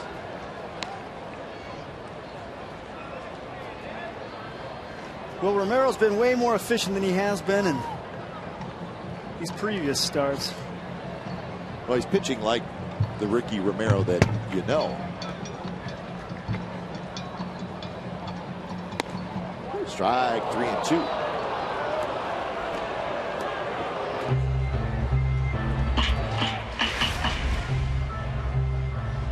He's had a tendency to miss up in the zone, and that ball is borderline, but if you throw enough strikes and you're getting ahead, you kind of get those borderline pitches. When you're kind of all over the place, umpires don't feel good about giving you those. And a pitch is low. Rosales with the walk. So nothing like a 2-out rally from your 8th and 9th place hitters. Well, Romero's very upset at himself right now. He drops behind 3-0 after getting a couple quick outs. And now he's got a runner in scoring position. Here he is, letting off some steam. But that's been his Achilles heel in the past and most of this year. So I think that he found it, and if he slips out of it, it's been hard for him to get back into it. So little uh-oh creeps in. That little doubt of that wandering release point. Let's see if he gets back on track. First pitch to Weeks, misses. It can almost be like shooting free throws. And the guys that I've caught, it's almost that pushing the ball, or not the follow through. It's just kind of the aiming, not necessarily Shaq type, but just a little bit of the aiming it, not really finishing it, that fluid finish. I see that occasionally from him.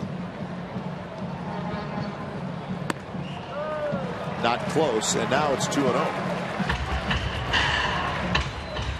And if you're struggling like Romero is, you would think at any point where things start to slide a little bit, your thought process is, here we go again. Well, it's happened so many times that he's fallen into it, and he's aware of the feeling. And I think once that feeling creeps in, or that release point wanders just a hair, he's had in the past difficulties kind of righting the ship. So he's getting a little bit of a taste of it right now. But good pitchers, and he's a good pitcher, are able to adjust on the fly and get back locked in. It's just been more difficult for him to do that this season. That one loss was the game he started last week.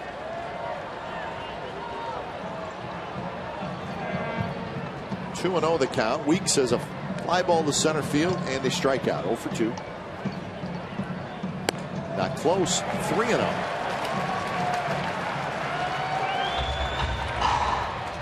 Back-to-back 3-0 starts on the last two hitters. And really not close. Those balls are up and sailing away on him.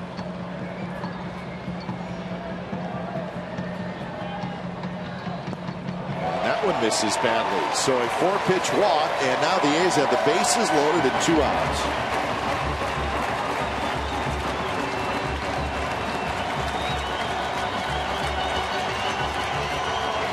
As a hitter right now, you really got to keyhole him. If not, just take a pitch and let him, knowing his past, knowing that he's had trouble getting ahead, working ahead, you kind of let him continue his funk that he's in right now, and maybe take a pitch. Here's Taylor.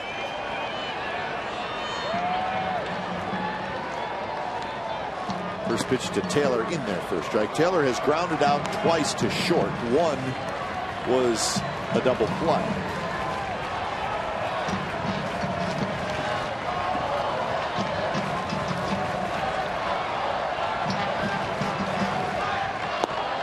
Fastball is low.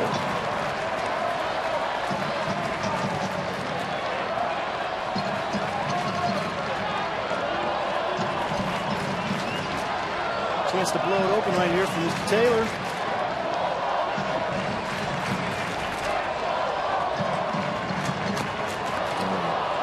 Just got a piece of it. Swung at a 1-1 changeup.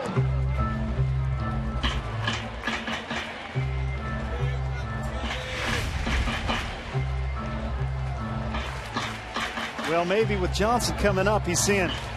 It's like he said, one hitter. Can we get you for one more? And the beard nodded. He's got it. 1-2 pitch to Taylor. Shoots it toward Ty Waller, who scoops it. A good job by Gomes right now, the catcher. He's He's seen Romero really struggle with that fastball. So he's changed it up and he's gone with a change. He's showing a breaking ball. It's easy to keep putting that finger down and have him struggle, but sometimes the best option is go to another pitch. Gutierrez at third, Rosales at second, Weeks at first. And Taylor went around on a high fastball, so Ricky Romero puts himself in trouble and then gets out of it with a strikeout of Taylor. A's leave him loaded in the bottom of the fifth.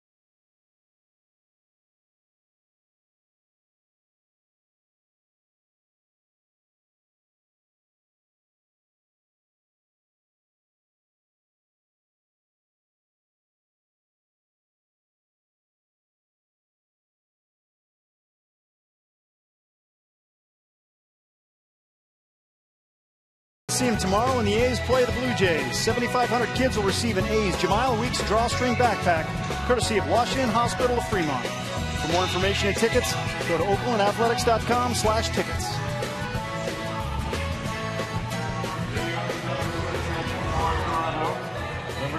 So indeed, Norberto is out there to start the sixth inning. It could be just Bob Melvin wanting him to get the left-handed hitting Kelly Johnson out and have Neshek face Encarnacion. See if that is indeed the way it works. First pitch to Johnson is a strike.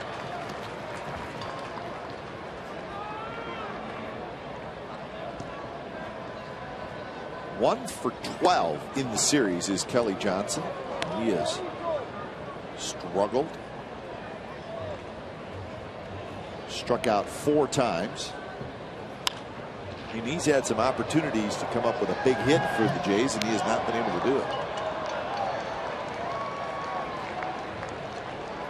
Yeah, he struggled in the series, definitely. He's doing pretty well in the year. As for second baseman, he's first in the American League in walks with 45, and second with home runs at 12. So offensively, he's one of the better second basemen in the league. 2-2. Up and in. 3-2.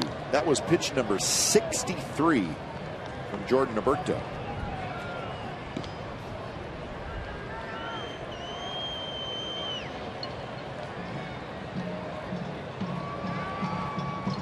Payoff pitch. Swing and a miss. He struck him out. Came right at him. That is 4 strikeouts for Norberto, and his afternoon is going to come to an end. Well, what a huge outing for Norberto. He really picked up the A's there. 3 2/3 innings of shutout baseball. Look at that. The infielders running in. They knew what. That was huge. A lot of asked of that guy right there, and he's getting an ovation he deserves. So when it's time for change, think Speedy Oil Change and Tune-Up, your oil change, tune-up, and smog experts.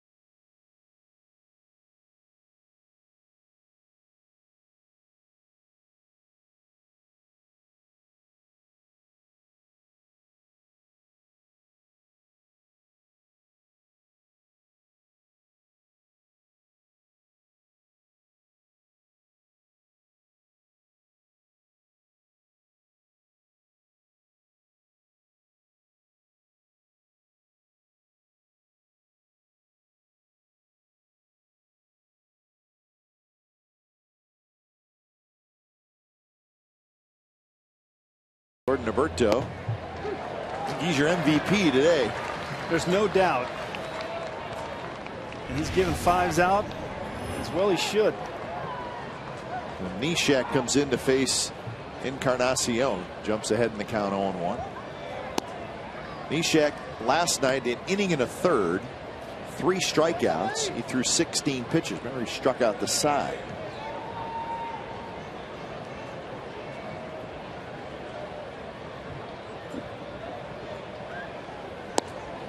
Encarnacion with a fly ball to left and a single.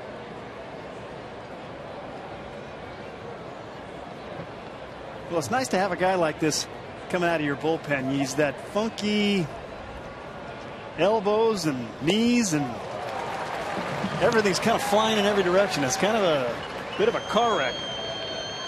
And then it just shoots out, and he's got better command. You'd think he's basically a sinker slider guy, but you just don't know which way it's going to go from him. It's a tough at bat, especially for a right-hander.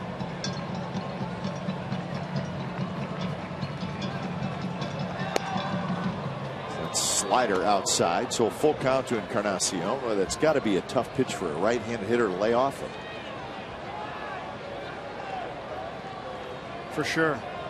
You don't know where it's shooting out of. It looks like he's going to drop down, but it kind of finds a higher slot. And he's going to get it out on a pitch that was about a foot outside. Encarnacion chased it, and that's out number 2.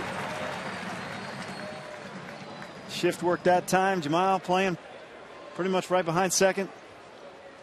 Hits it right into it. So 7 consecutive Blue Jays hitters have been retired. And here's David Cooper, left-handed hitter.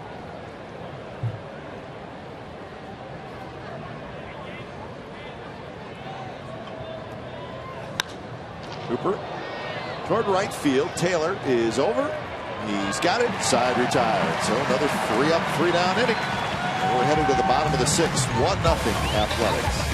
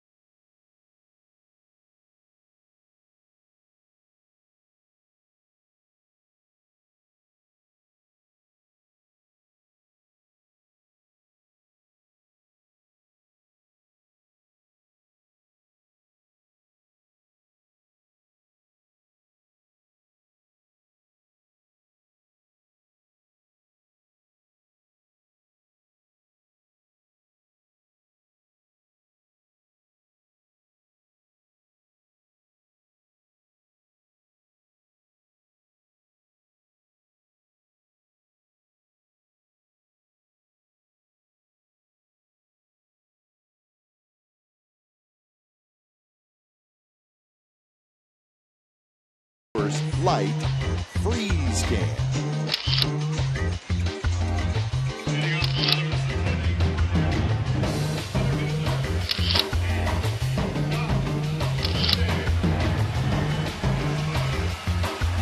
Coors Light Freeze Game is brought to you by Frost Brewed Coors Light. It's the world's most refreshing beer. Spider Reddick is up. Yep.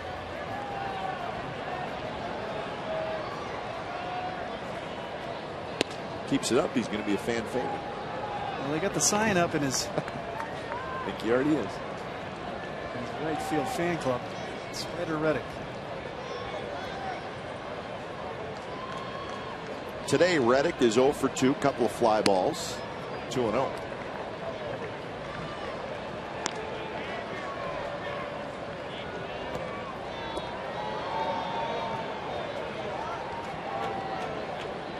He's left them exploded in the 5th inning. That one's hit high, foul territory. Encarnacion backpedaling, still backpedaling, and it drops right next to him. And look where the sunglasses are, right on top of his hat. That is exactly what I was. Unbelievable. I mean, the reason he didn't catch it was the sun. It's directly in it. And there's his eye protection, looking good, covering up the Blue Jay. You know what? There is absolutely no excuse for that. Well, I don't know if you give it an error, but just because the glasses are there, it's almost an error. And he still leaves them there. Going to put them on. This one on the infield. It's going to be Escobar who's under. Escobar has the glasses on, and he makes the catch.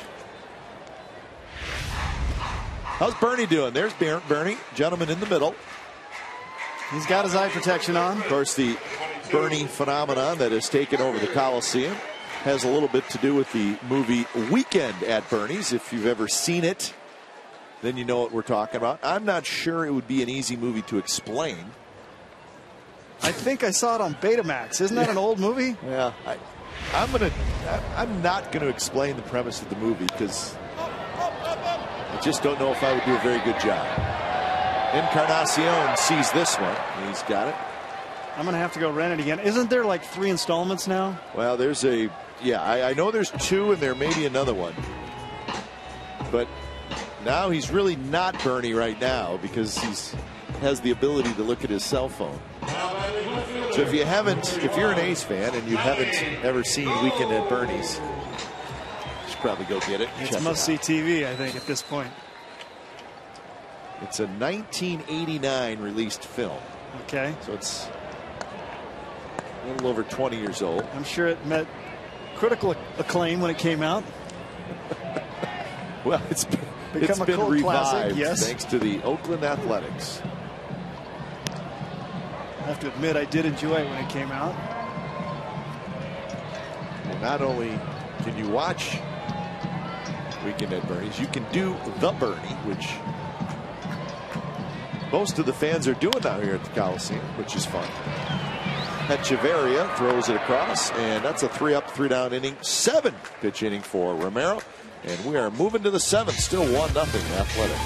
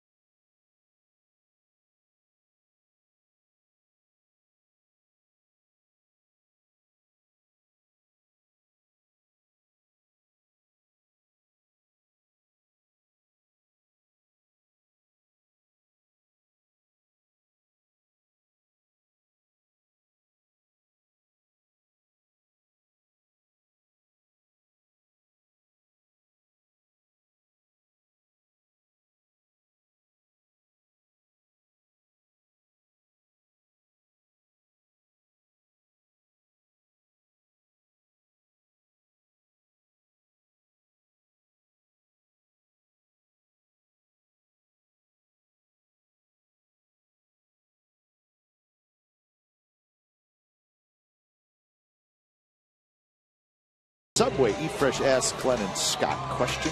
Rory from San Jose asks, in your opinion, what has been more exciting, the 2002 20-game win streak or the recent walk-off wins the A's have had this season? What do you think, Scott? Well, you know, I'm probably biased, but just a little bit. I think being in the dugout, being part of it, we had a bunch of walk-offs at that point, but you know what's neat is that team had some expectation, had some already developed guys already in there, and there was expectation there. This year, there wasn't a lot of expectation, and you've seen a team start off slow and play to the expectations and build up. So that maturation and that development and that excitement that they're bringing, that youthfulness, is pretty cool. So I got to say, as a fan, they might be two different things, but equally as impressive.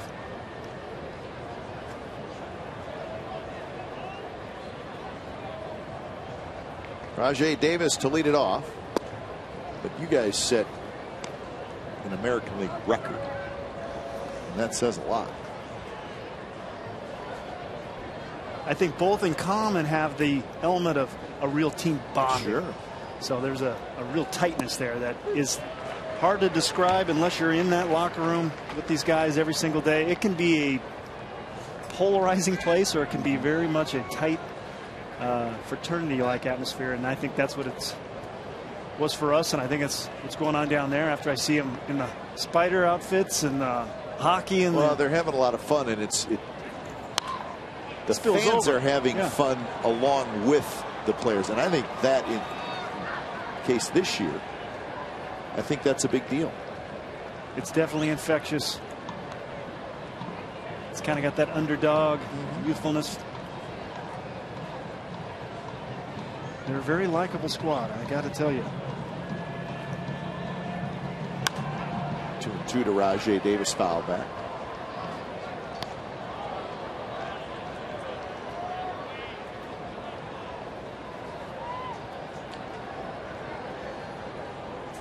Davis, Gomes, Sierra here in the 7th inning against Nishak, who came in and got the final 2 outs of the 6th inning.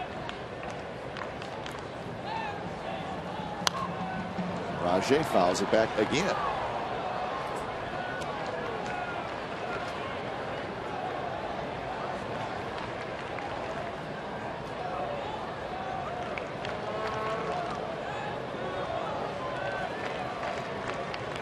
Well, there's a green beard. Oh, green beard. Proud of that today. That's the MVP so far. Another pop-up. This one could be playable as Carter, like he may have had trouble seeing it as well. That's the same area where Encarnacion kind of lost it. No glasses. No glasses on for Carter. Broke at that ball pretty slow. I know he's not spry or fast by any means, but that was kind of a half-hearted break. I think we need to get some glasses on some boys.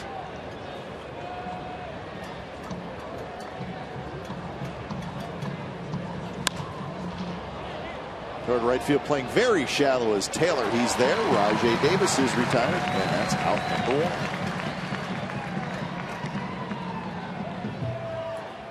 1. 9 in a row now retired by the A's pitching staff.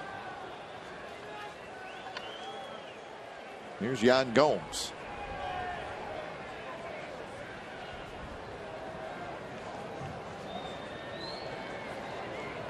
So for a team like the Blue Jays, who coming into today the 4th most runs scored in the American League, but so depleted is their lineup, there's just not a lot of threats in the lineup. Yeah, for a pitching staff to face these guys, it's just, with the exception of Encarnacion, there's just not a lot of guys that can really hurt you on one swing. So you get a lot of guys that come right at you. Sure. Don't mess around. You don't get the luxury of, unless they're wild, a pitcher trying to be too fine to avoid danger. So it ends up becoming a 2-3 hit type of approach to score a run, which is tough to do. You just look at the bottom 5 in the order: Davis, Gomes, Sierra, Goes, Hechavarria. And the last 4 have all been in the minor leagues.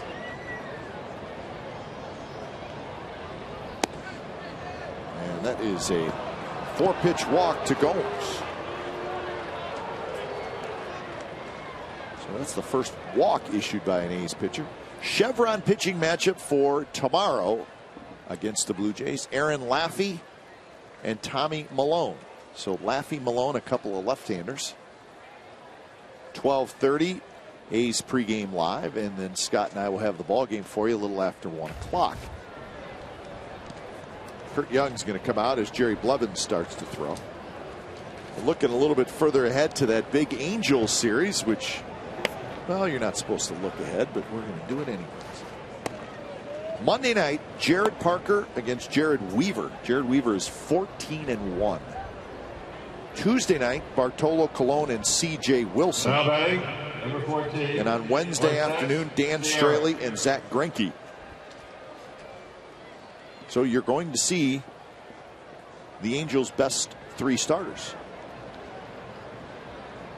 Parker, Colon, Straley against Weaver, Wilson, and Greinke. So that should be a lot of fun. Well, it'll be a test. Sure.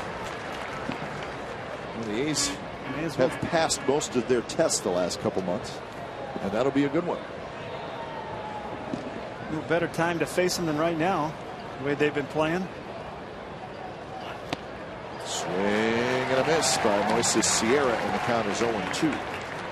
The Angels will continue their series at the White Sox later this evening. Chicago winning last night 8-6 on the Rios walk-off home run. Santana and Floyd, the pitching matchup today. Swing and a miss, struck him out. Sierra on 3 pitches. He strikes out, and that's out number 2. Some good sliders right here from Neshek. That is not seen well right there by Sierra. Tough to pick this guy up, and you can tell by the swings of the hitters. And if they don't see that slider, you're going to see baffled looking swings like that. Versus right-handers, he really likes to go to that slider. First pitch to Anthony goes is a strike. 24 pitches for Neshek.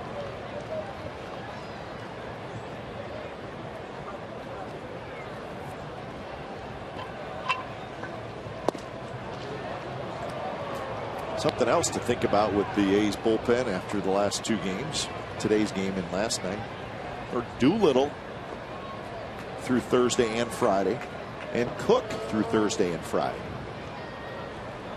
Just another thing the skipper has to keep in mind, although he did say Cook go today if need be. Well, I'm sure he wants to get back out there.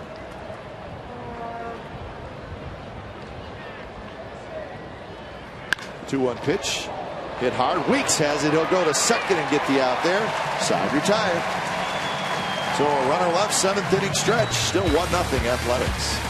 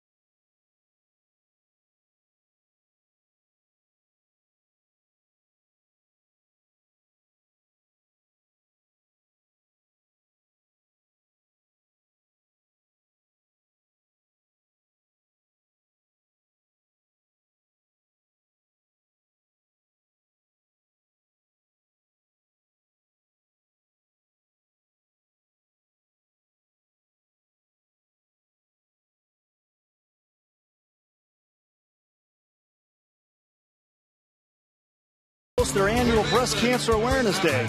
Field level tickets are available at $5 from each ticket supporting the American Cancer Society. 10,000 fans will receive an A's pink and white umbrella. The day is presented by Alta Bates, Comerica Bank, the Bay Area News Group, Good Neighbor Pharmacy, State Roofing Systems, Ross Dress for Less, and Nelson Staffing. For more information, go to oaklandathletics.com/BCA.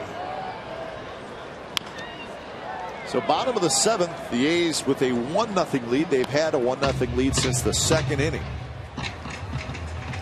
Ricky Romero has been good.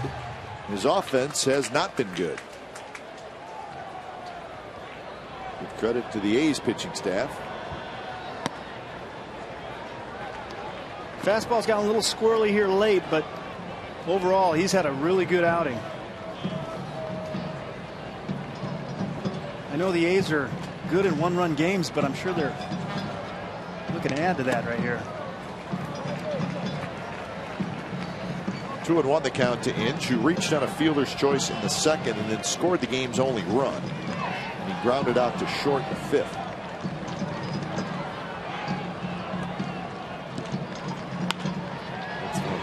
Down toward the bullpen foul. Grant Balfour is up front.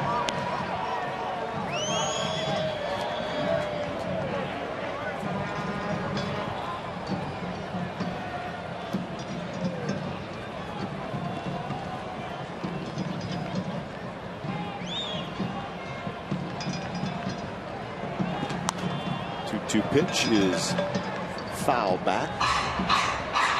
Crowd of a little over 17,000 today. 17,121 is the paid attendance.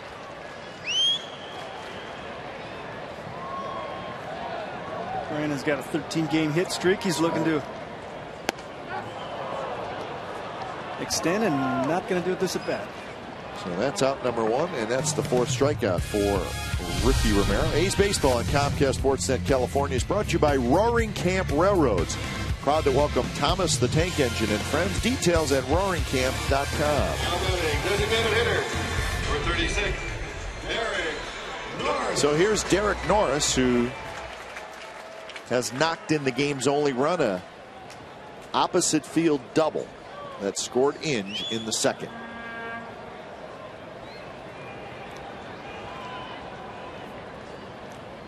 Norris 2 for 8 in the series. Hit the ball really hard his last time up to third base. It's a good sign seeing him square up a couple balls in a row.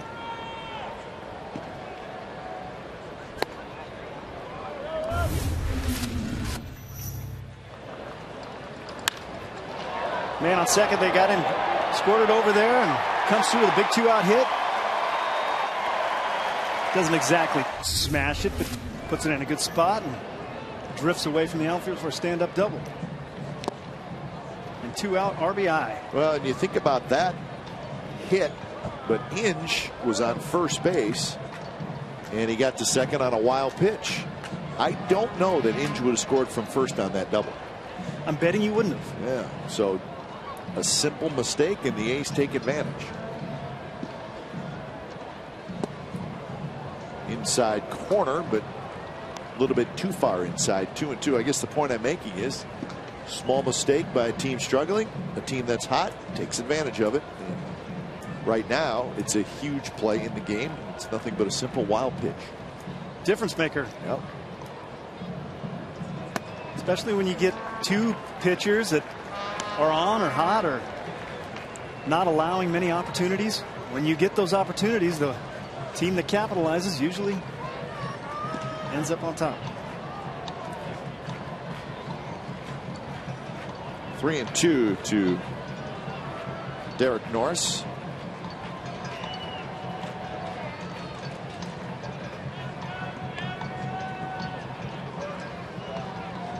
Way inside, and he walked it.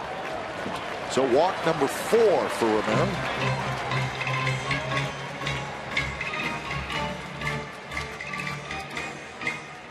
So with his 4 today, he now leads the American League in walks, 74. Again, last year, for the whole year, he walked 80 in 225 innings. Not so sure they won't get somebody. Yeah, they're going to start getting a little action up there. He just seems to lose it. It comes in and out of that release point a little bit, right? Last couple innings. Steve Delabar will start to throw. Here's Kataris. There's a strike. That was pitch number 95 for Romero.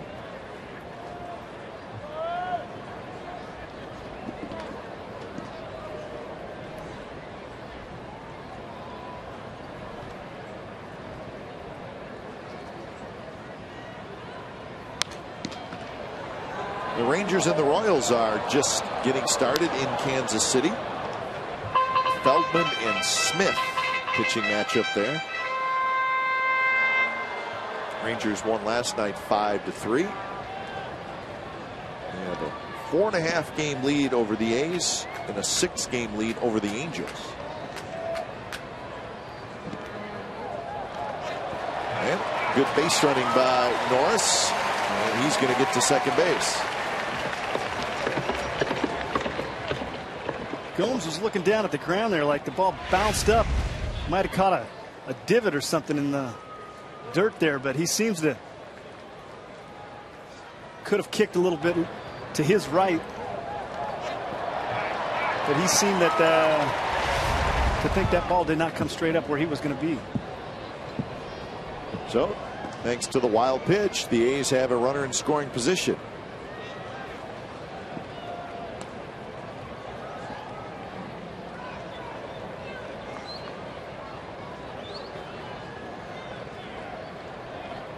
Swing and a miss. So Romero strikes out Kataris for the second out. 5 strikeouts now for Romero. How about a shortstop, number 17, Adam Rose. That's just plain old heat. Might have had in his mind that could be a slider coming. By the time you see it away, he's already pulled off it a little bit. No chance.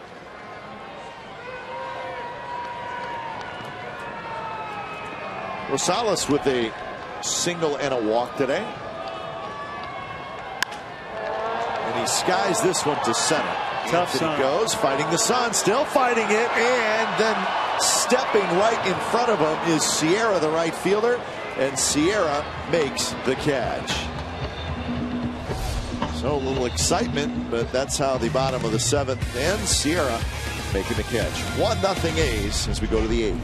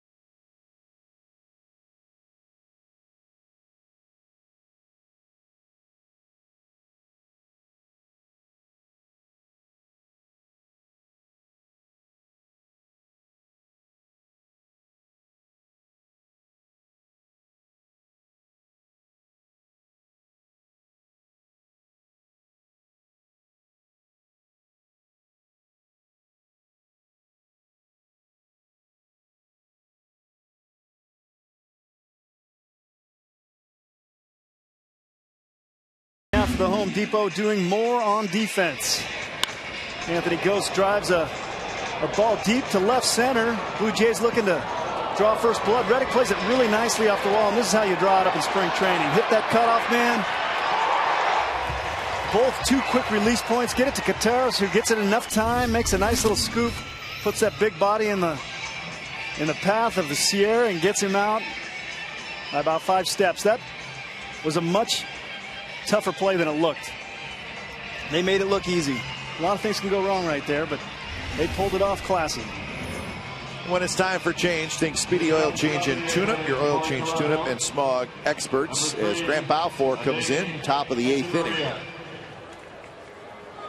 Well, Balfour will face Hechavarria, Escobar, and then Johnson. Balfour last night pitched the 7th inning and the 8th inning. No hits, no runs, 3 strikeouts. He threw 20 pitches, so he was very good last night. Borderline untouchable last night.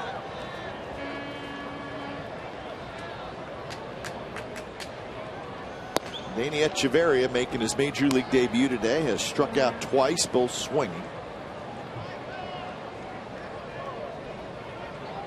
Well, Balfour throws hard enough that Hechavarria is going to have to shorten up a little. 2-0. So Pat Neshek goes an inning and 2/3. No hits, no runs, 1 walk, 1 strikeout. So he does another terrific job, just like last night. Noberto 3 2/3.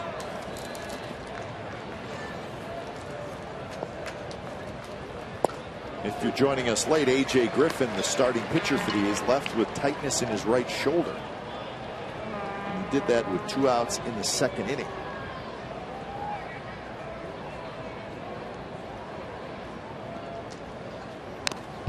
Foul back, 2-2 the count.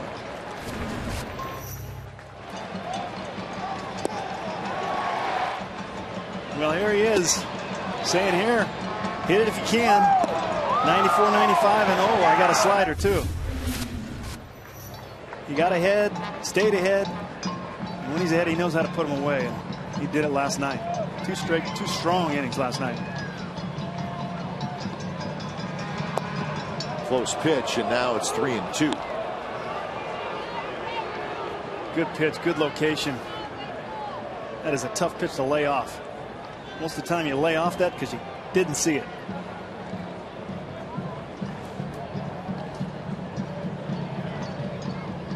Payoff delivery, and it's popped up. The shortstop Rosales, he's got it, and that's out number 1. The Blue Jays have not had a hit since the 4th inning.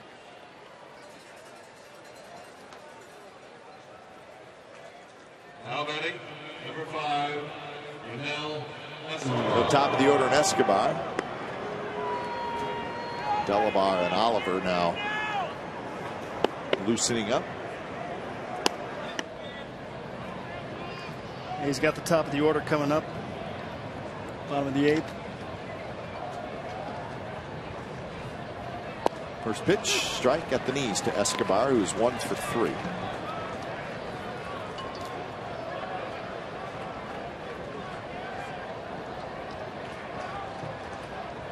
Five for 13 in the series for Yunel Escobar. And today hitting in the leadoff spot.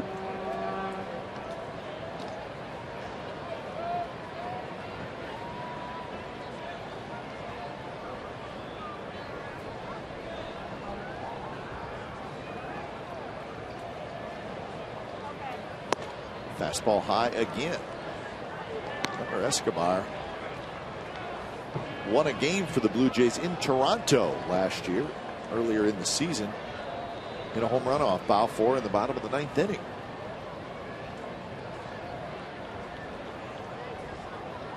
I don't see too many Pirates jerseys around. More this year, though. The year the Pirates are. Pirates. It's good to see them doing. Yeah, they're bringing baseball back to that town. 15 games over 500 are the Pittsburgh Pirates. Always like that ballpark. 2-2 pitch. Hit toward right. Taylor near the line. He's got it. Out number 2.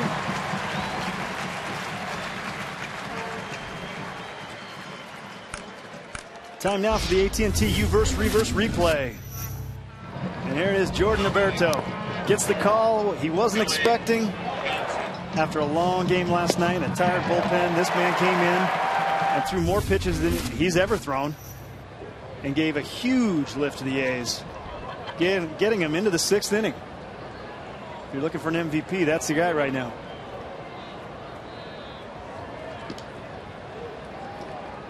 Two outs for Kelly Johnson.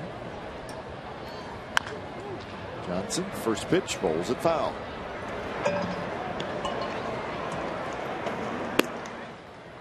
Johnson, a fly ball to center and 2 strikeouts.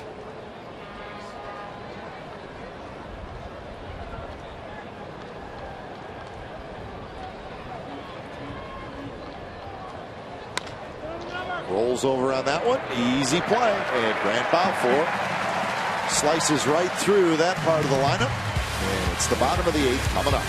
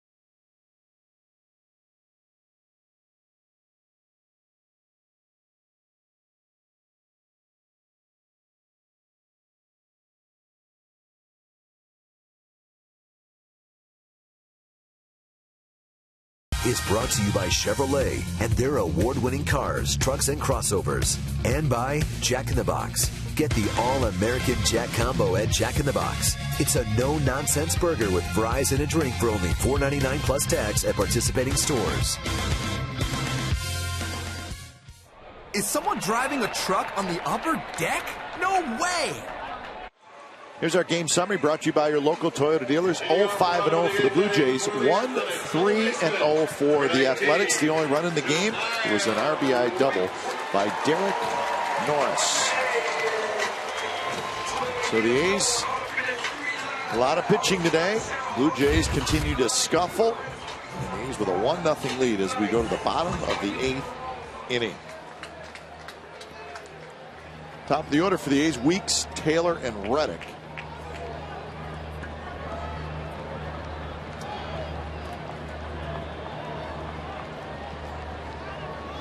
First pitch to Weeks is a fastball strike from Steve Delabar. It's time for change. Think speedy oil change and tune-up. Your oil change tune-up and smog experts. Delabar coming over from the Seattle Mariners recently. You can see right there, lefties are hitting .098 against him. 6 for 61. So he's got their number. Eric Thames went from Toronto to Seattle in that trade.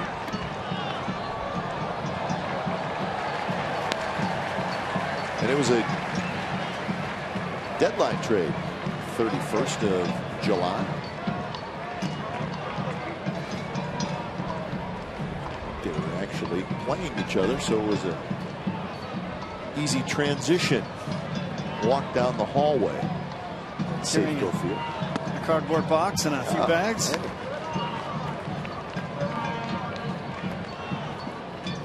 1-2 to Weeks, who is 0 for 2 with a walk.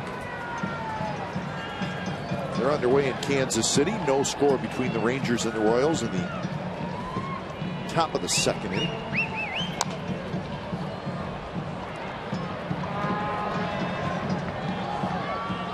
Well, Delabar's basically a two-pitch guy, but to have the kind of dominant numbers he's got against left-handers, you got to have something to put him away. And he throws about 95, and to back it up, he's got a killer split. And we saw it right there.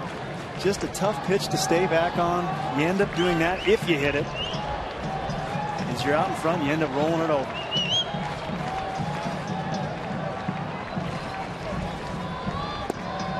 Right there in the outside corner, Weeks is called out on strikes. So 1 out. We'll celebrate the 10th anniversary of the historic 20-game win streak the weekend of August 18th and 19th. On August 18th, 15,000 fans will receive a Scott Hatterberg bobblehead presented by Pepsi, featuring 3 audio clips from Bill King's famous radio call. Then on August 19th, 10,000 fans will get a "There's an A in Streak" t-shirt, courtesy of Cache Creek Casino Resort. For information and tickets, go to oaklandathletics.com.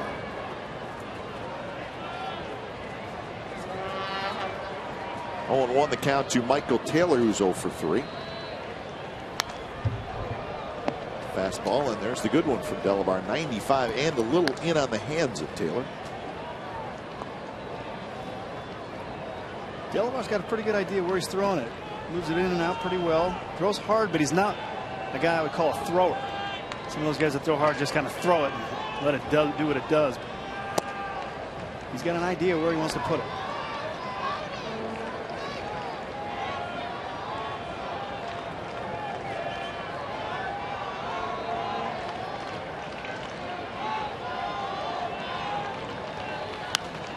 There's that fastball again, and well placed.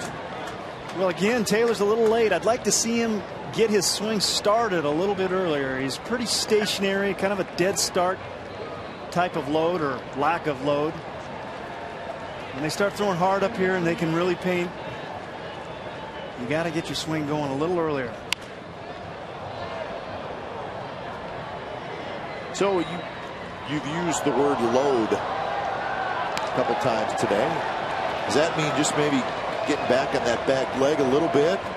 It's the move with the body. Sometimes it's with your hands. Sometimes everybody has a bit of a weight shift, but it's basically your timing going back. It's like a bow and arrow. You know, you got to pull that bow back, or a boxer pulls his punch back rather than starting from a dead stop. Creates better timing, and it creates more power.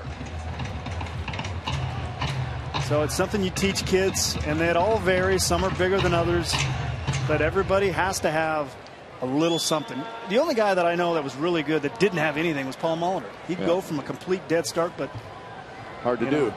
He's like a comet.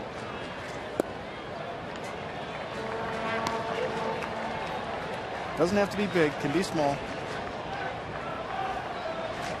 But if your hands are kind of right in front of you or close to being in front of you, well, then you got to go back a little bit, right? You got to gain something. It's like a golf swing, you know, you have to bring it back to go forward. I mean, Taylor looks like he keeps the bat pretty close to being in front of him, which is a fine position if you get some sort of weight shift, some sort of load.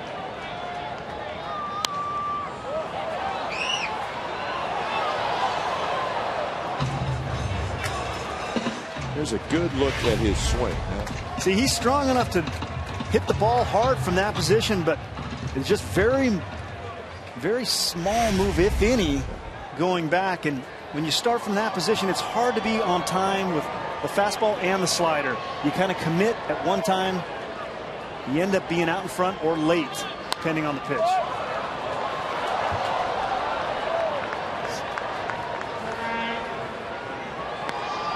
So the count remains 3-2 to Taylor as he's giving Delabar a good battle. The 11th pitch of the at-bat.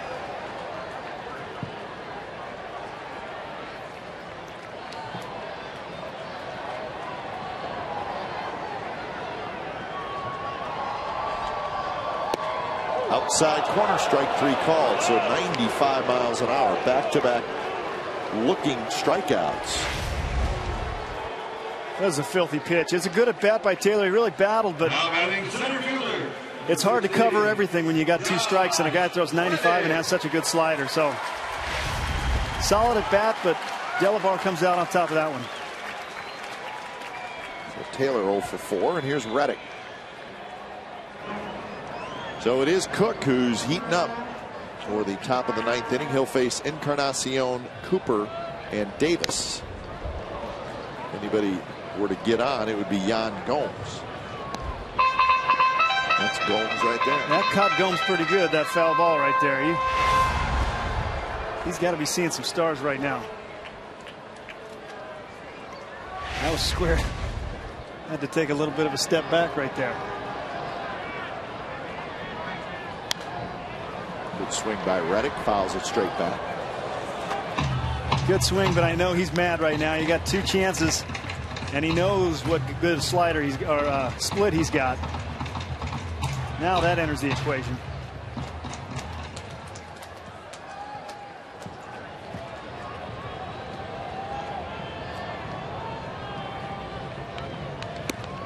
That went way high.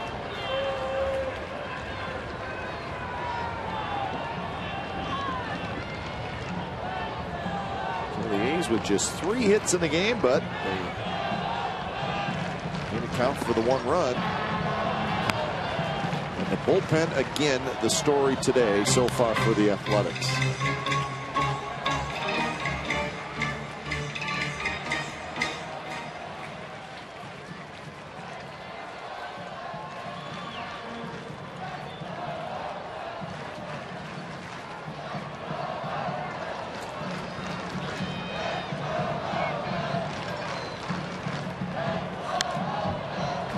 Fastball, and Reddick fouls it back.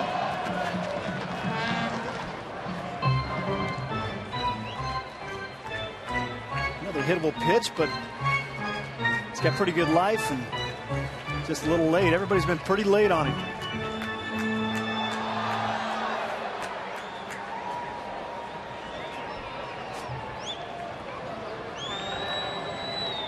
Shift is on for Reddick, and he swings and misses at a pitch down.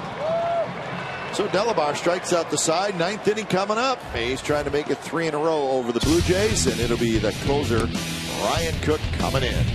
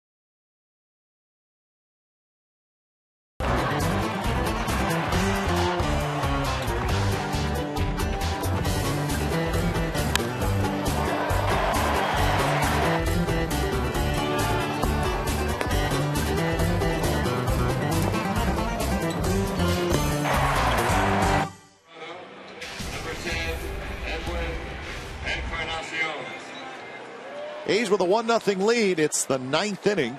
A's are looking for their 59th win of the year, trying to go 11 games over the 500 mark. And the first pitch from Cook is popped up. He's going to get Encarnacion on one pitch. Carter has it, and that is a huge out. Numbers for Cook: 2.33 ERA, 11 saves. Pitching for the 3rd game in a row. He got the save on Thursday night, threw just 11 pitches, and of course the blown save last night. He threw 26 pitches. So here's Cooper. First pitch is low. Well, as a closer, it's always nice to get that ball right back the next night after giving it up the night before. 5-14 in one-run games are the Toronto Blue Jays. Different story here. They have won 10 consecutive one-run games. Overall on the year, 18-12. That one's hit to right center. That's hit deep. And that baby is gone. The Blue Jays have done it again in the top of the 9th inning. This time it's David Cooper.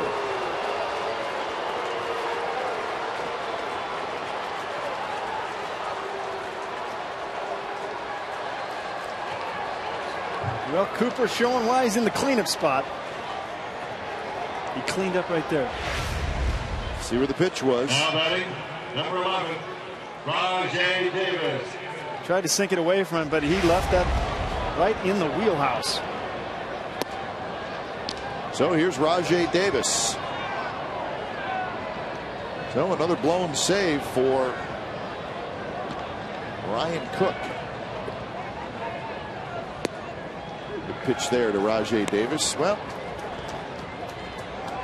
all right, it's tied. Now you have to get through the inning, get back in the dugout, because you know how the A's are with these kind of games, as disappointing as it is right now.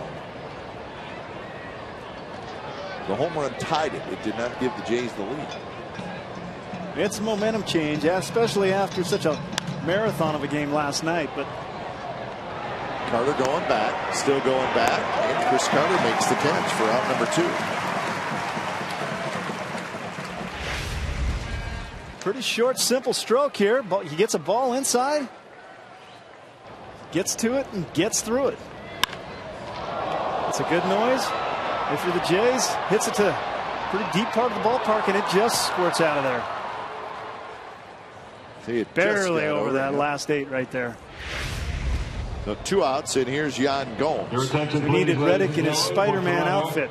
Number 6, Jeff Climb that wall. Batting for Gomes. So Jeff Mathis is going to hit for Yan Gomes. So it was Mathis who hit the home run last night, and he swings at a slider, swing and a miss.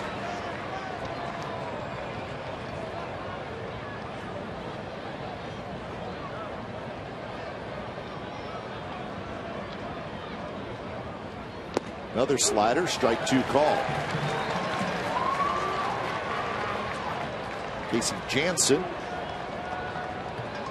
pitched effectively last night. 0-2 pitch is popped up foul.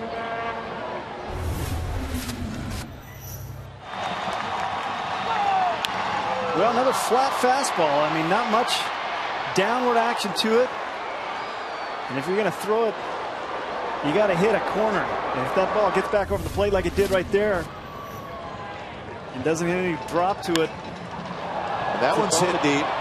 Reddick back near the warning track. He's got it side retired. So David Cooper with a solo home run here in the top of the 9th inning, and we're tied at 1, headed to the bottom of the 9th.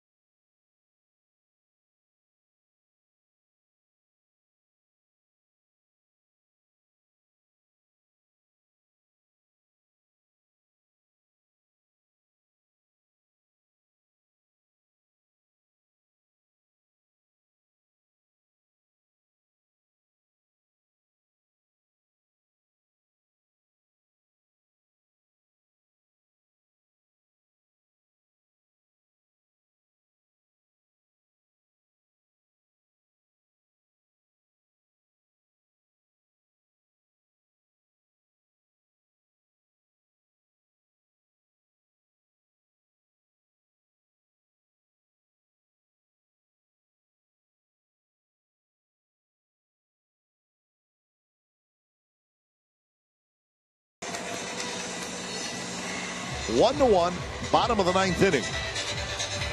Delabar, who struck out the side in the bottom of the 8th, back out there for the bottom of the 9th. Going to be Carter, Gomes, and Inge. So disappointed, Ryan Cook, for the second game in a row, gives up a game-tying home run in the 9th inning. First baseman, number 22, Chris Carter. Got Jeff Mathis catching right now. The villain from last night. Sent the game into extras.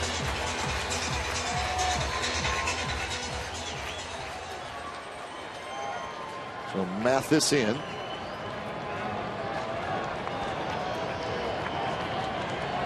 First pitch to Carter is high with a fastball.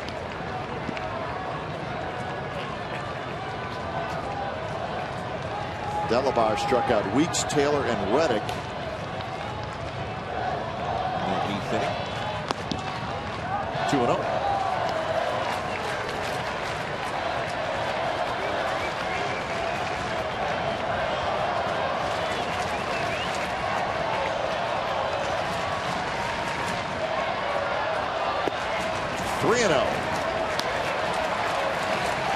It's amazing. Guy strikes out the side. Is it a different deal in the 9th inning? Maybe. Maybe. Pours that one in there first strike. It's different pressure. Well, I think it is too. Doesn't mean Delabar can handle it, but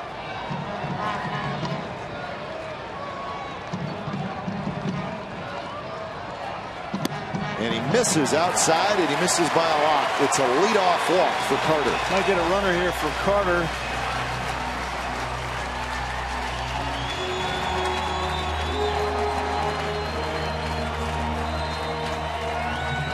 A's have Sogard, Moss, Crisp, and Cespedes as their extra players today. Crisp's not grabbing a helmet, so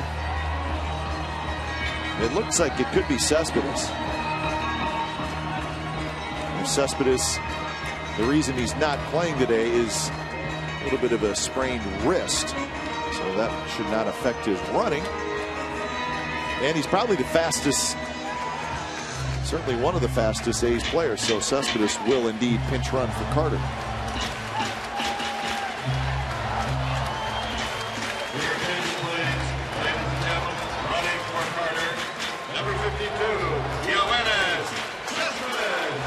So Carter gets the leadoff walk, Cespedes to pinch run, and here's Johnny Gomes.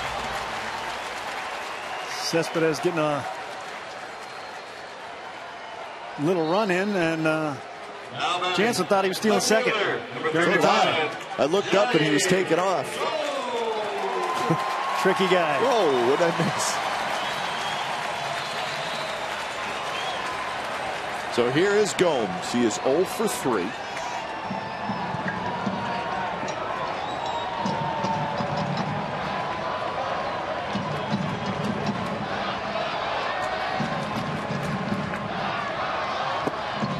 To bunt, and the pitch is in the dirt. So 1-0 the count. Tough scoop right there by Mathis. That fastball got buried. He didn't get down there and made a nice glove save. Brandon Inge is in the on-deck circle. Jansen warming up in the Blue Jays bullpen.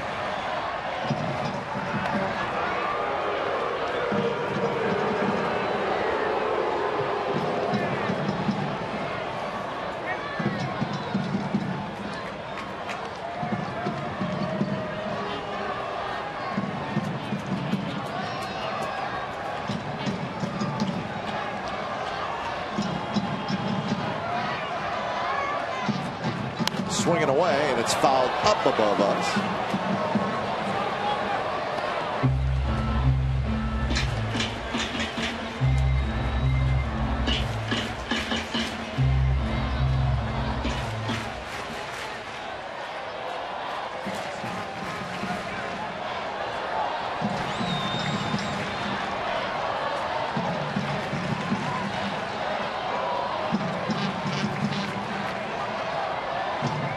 1-1 to Gomes. Swing and a miss. So 1-2 the count. There's that splitter, Scott. You like that splitter. Filthy split. He'll use it versus righties and lefties, and you can see right there the action it has on it. Comes out of his hand, looks just like a fastball, and there it is, just disappears. And that one even sank into him. Not much you can do with that. If he puts it in that location, it's almost unhittable. Quick throw. Cespedes gets back.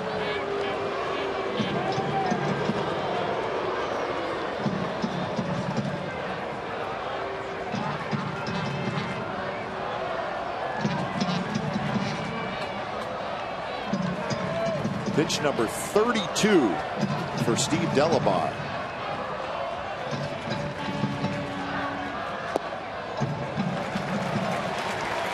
Delabar's pretty quick to the plate.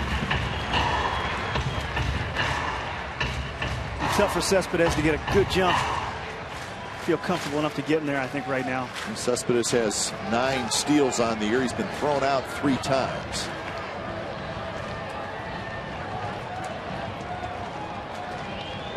Might have a chance if a split gets by. It's a tough pitch to block. Not going. Timeout was called. Timeout. So forget the pitch.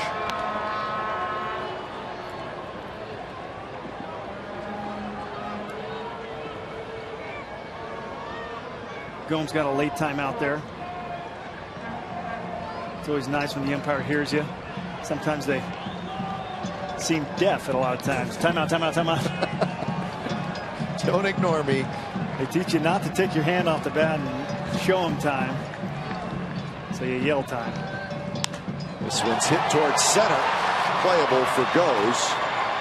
He's under it. And he's got it. So Johnny Gomes put a good pass on it, but flies out to center field for out number 1 here in the bottom of the 9th.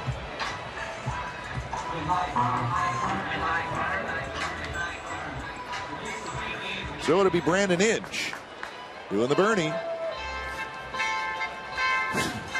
Nothing like the cardboard cutout of the Bernie. That's a pretty good Bernie. That's a good one. So we're going to get a pitching change. Casey Jansen's coming in. Delabar is out. So Jansen, the closer, coming in. We'll be back.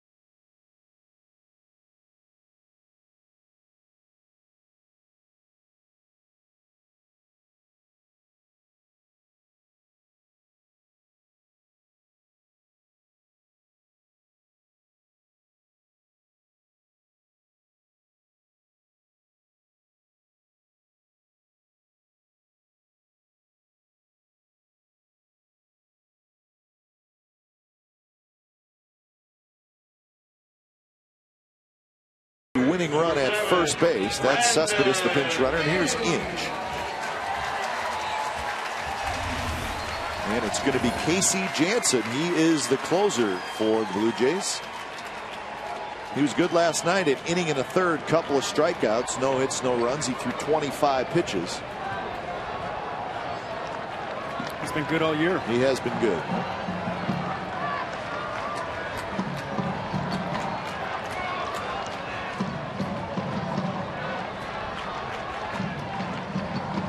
First pitch to Inge is a strike. So Delabar inning in the third.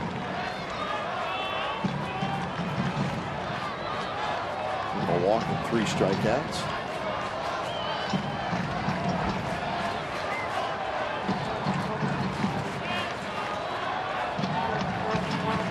He's looking for his first hit. And the A's still with just 3 hits. An RBI double by Norris in the second. Rosales with the leadoff single in the third. Gutierrez with a 2-out single in the 5th.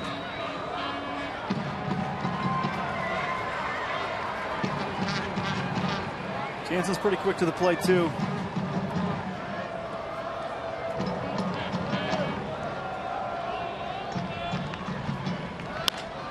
Grounded towards short. Escobar turns the double play. And guess what, folks? We're going to extra innings at the Coliseum. It's a 1-1 game after 9.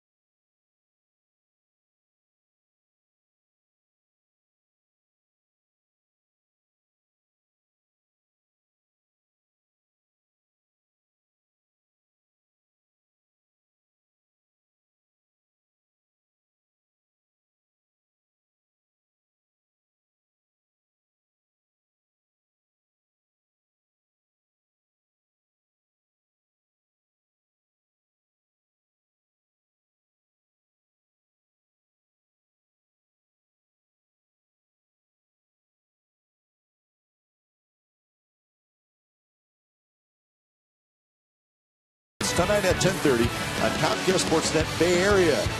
Full post-game reaction and highlights from this game. And also the highlights from all around baseball, including the wild card race and the ALS race, AL West race, and 49ers and Raiders training camp reports. John Henry Smith and Henry Wolford will host. So a busy time in Bay Area sports with NFL training camps underway. And Brandon Moss comes in the game to play first base. So Carter was pinch run 4, and now he is out. So Moss at first. So here's Jerry Blevins, 4-0, 2.17 ERA. Number 14. No surprise, he pitched last night as well. 2/3 of an inning. 11 pitches for Blevins. And there's a line drive, left field, coming in and going into a dive, and he did not catch it as Johnny Gomes. And a big turn at first. Sierra has to hustle back. Getting out there was Manny Gonzalez, the third base umpire, and he made the call. Gomes, no arguments. So it's going to be a leadoff single for Moises Sierra. Well, this ball hits really good. Gomes comes in, charges. I'm not so sure he didn't pick it off the grass right out of the gate. It looks like he did. And then he tries to sell it a little bit here, hide it behind the glove, sneak it in there. But if he would have caught it clean, I still think it might have hit the grass. But Sierra took a huge turn. I think he thought it might have got by him. So here's Anthony Goes, shows bunt, and bunts it foul. So into extra innings again. We said it last night. Scott, we'll say it again. Extra innings. The small things seem to matter more. And last night the A's executed.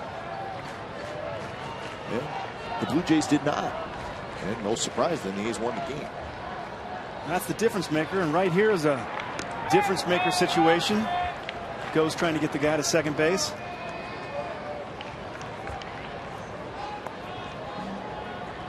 The small things play a big part in these tight games. A's are 9-2 in extra innings. Blue Jays 3-5. Inge coming way in. And it's bunted toward Inge, who picks it up bare hand, throws to first to get goes. So a sacrifice. And the go-ahead run is now at second base. So Goes does his job. And that'll bring up the youngster, Danny Hecheverria, who is making his major league debut, and he's 0 for 3. Number 3, Danny Hecheverria.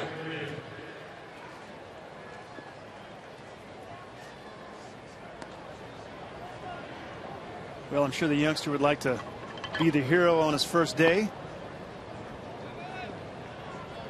He's got an opportunity right here. Blevins with a check.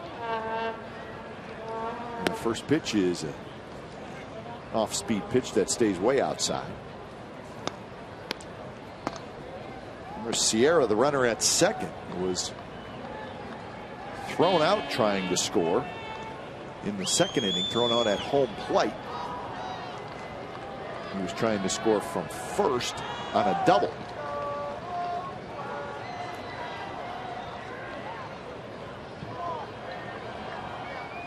Outside again, 2-0.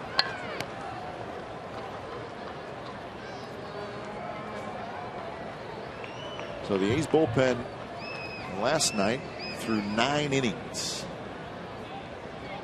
9 innings. 9 innings. Defense is straight up. Missed again. So 3-0 the count with Yunel Escobar, the leadoff hitter, waiting in the on-deck circle.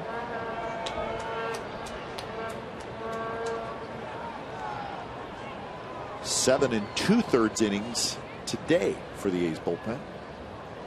Well, that'll add up. And that pitch is outside. It's a 4-pitch walk to Echeverria.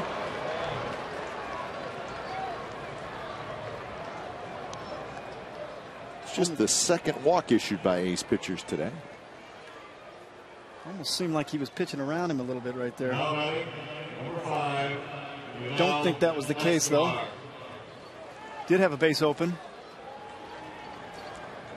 So here's Escobar.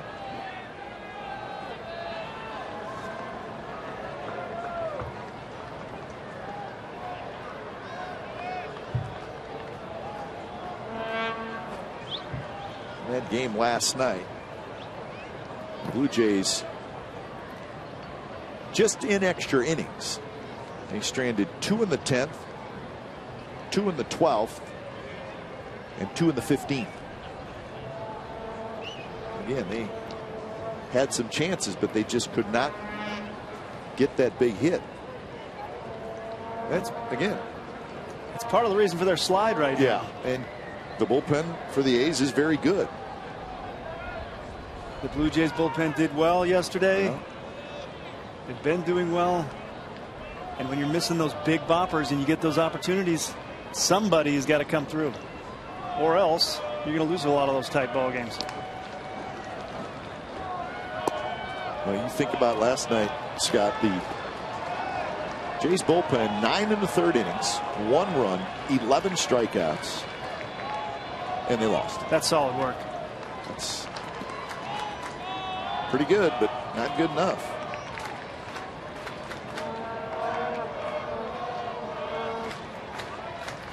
One-0 pitch, big swing and a miss. Escobar was trying to hit a home run. He generally takes a pretty big hack. Big swing here. Blevins has struggled with his fastball, locating it. Gets in a fastball count right there, but pulls the string on him. Gets Escobar out in front. Good change.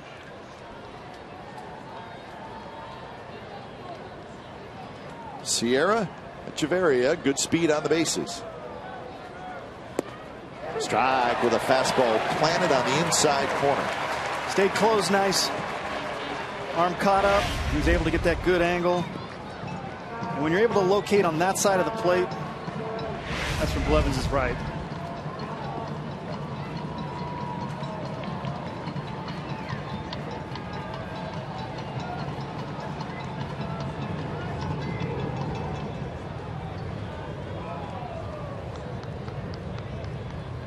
Michael Taylor, the right fielder, playing very shallow. Gomes in a couple of steps. Reddick actually playing fairly deep in center field.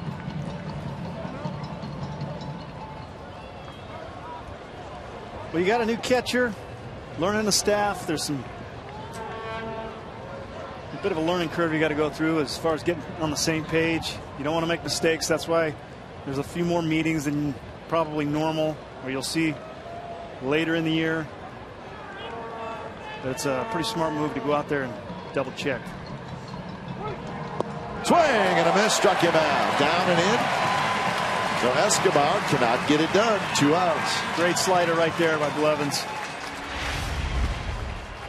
Pulls a string on his change, and then he gets one to dive to that back foot. Really tough pitch to hit.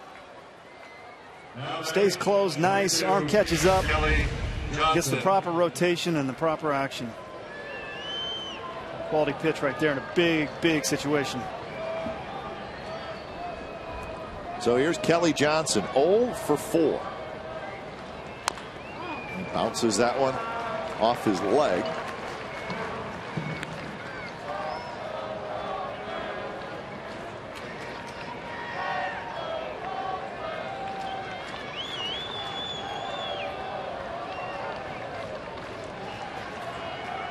So lefty on lefty.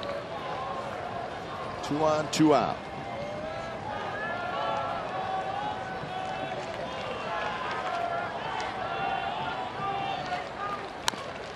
And now it's 0-2 as Blevins jams Kelly Johnson.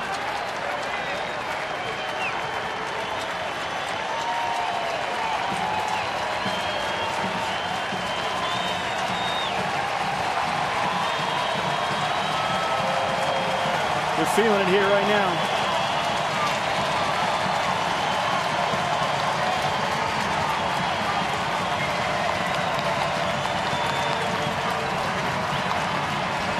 Swing and a miss. He threw it right by Johnson. Johnson 0 for 5 with 3 strikeouts. And the Blue Jays strand 2. We're headed to the bottom of the 10th.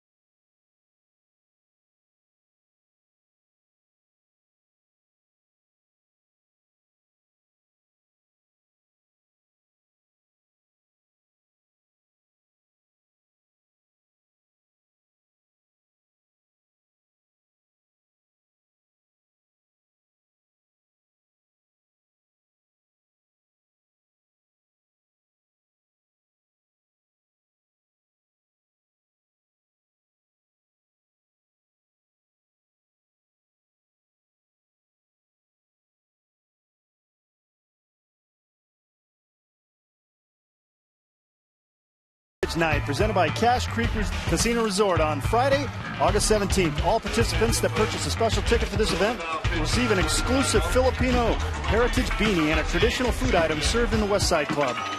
Throwing out the ceremonial first pitch will be boxing champion Nonito with a Filipino flash, Donor Ray Jr. For tickets, go to OaklandAthletics.com/Filipino. Bottom of the 10th inning, Derek Norris to lead it off. Got a new pitcher just called up from the minor leagues, Jesse Chavez. He's been in the big leagues this year, but just brought back up. The numbers are not good.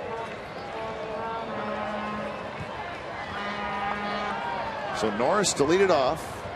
And the first pitch is a ball. So the Blue Jays are now 3 for 20 with runners in scoring position in this series.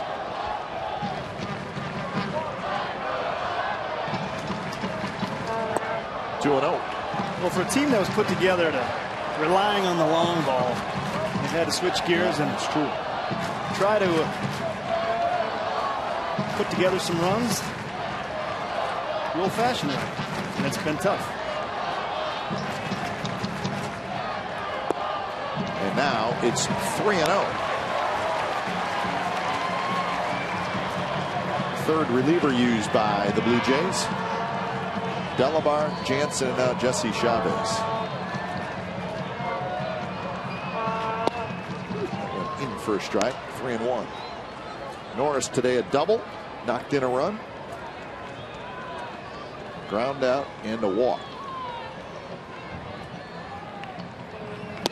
Swing and a miss. Pretty good fastball there from Chavez. See Chris getting his gloves on. You never know. He might pinch run if Norris gets on.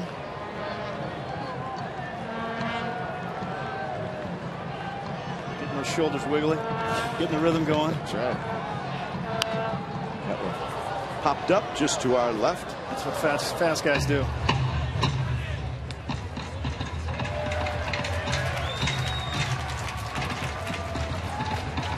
Gutaris will be next, and then followed by Adam Rosales.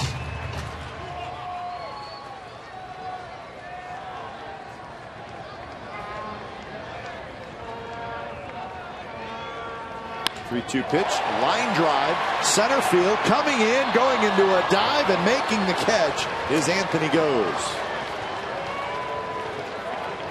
Well, Norris has squared the ball 3 times today.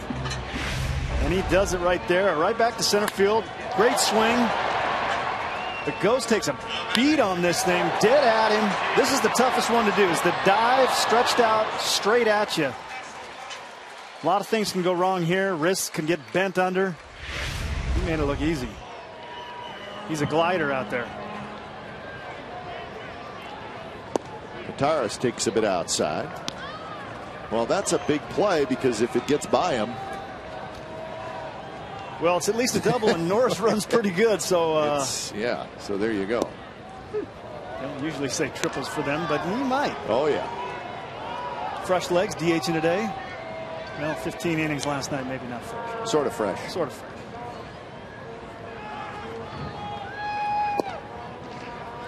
Two and one now to Gutaris, who was 1 for 3. Had a single in the 5th inning.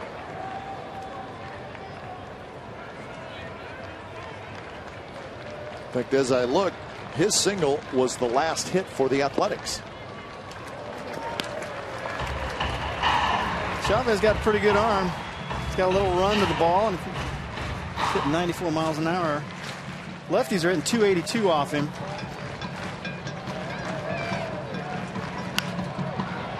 Pretty flat plane. Yeah, he's not messing around either. He's coming right at everybody with the fastball. He's aggressive with that. He's establishing that early.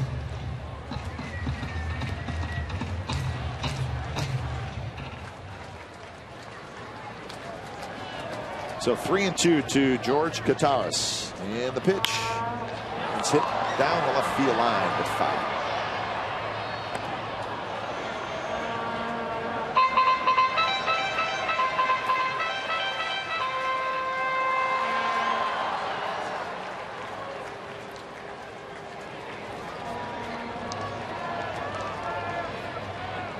Gutaris had 3 home runs with Milwaukee, and he takes the pitch high.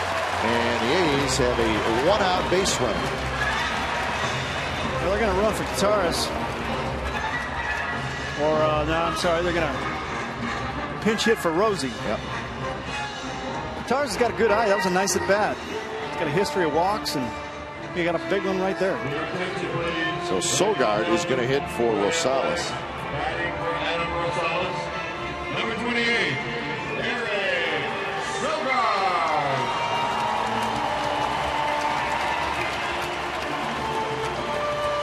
So that is the 6th walk the A's have received today. Last night in the series they've received 11, but in last night's game we were walked 5 times, make that 3 times.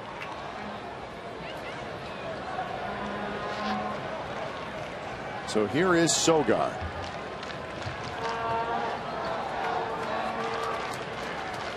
Sogard was 0 for 3 last night. He came in the game as a pinch hitter. Did have a couple of hits on Thursday night.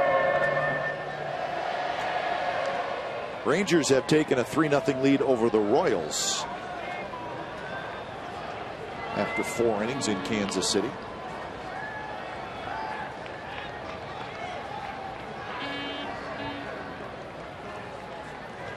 Sogard, a bunt attempt, and he bunts it over the backstop. Not a bad idea. No, he was not bunting to sacrifice. He was bunting for a hit.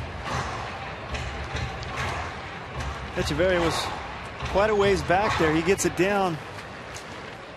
He could have walked to first.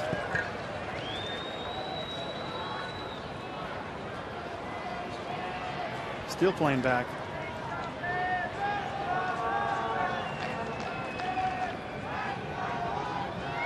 Sogard not going to bunt this time. He skies one to right center. Goes, and Sierra come together again. And for the 2nd time, they have a little miscommunication. But it's an out either way. So 2 outs here in the bottom of the 10th. Let's see if Jamal Weeks can find a gap.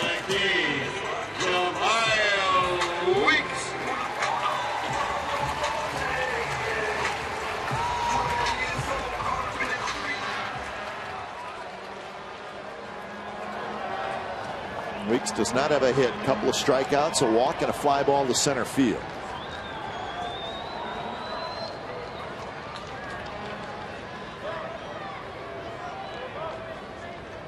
First pitch to Jamal, not close. With a big triple last night from Jamal, I think they could use one right now. I'm guessing a triple would win the game. What do you think? Good chance. No Will Hunting, but sometimes you got to beg a little bit.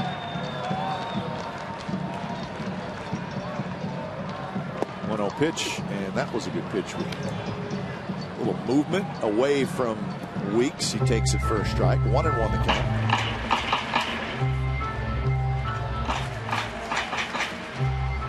The Blue Jays made the transactions today to get a different reliever up, preferably a fresh arm, and Jesse Chavez was brought up, and he's in the game.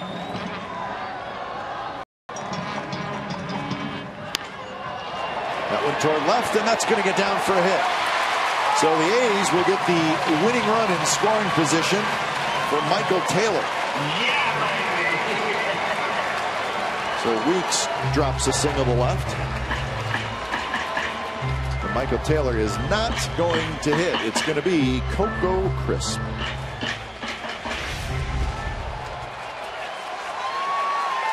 nice little piece of hitting here by Jamal. Stays short to the ball. Pretty big swing. Kind of got beat a little bit, but ends up flaring it to left field. And however it happens, the A's will take it. And I know Jamal will. Sometimes it just takes putting a couple of those together to get yourself out of it. Back in the groove. So Coco Crisp, who had a sacrifice fly in the bottom of the 15th inning last night to win it. Now he's got a chance to win it today in the bottom of the 10th inning. Can he do it?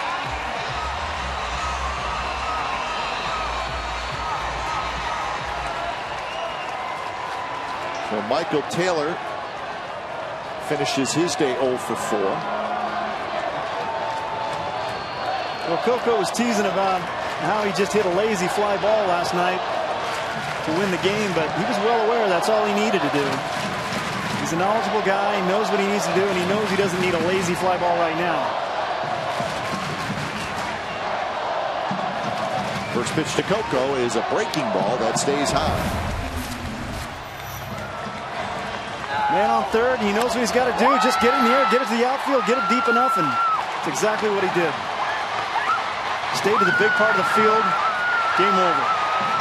Great at bat.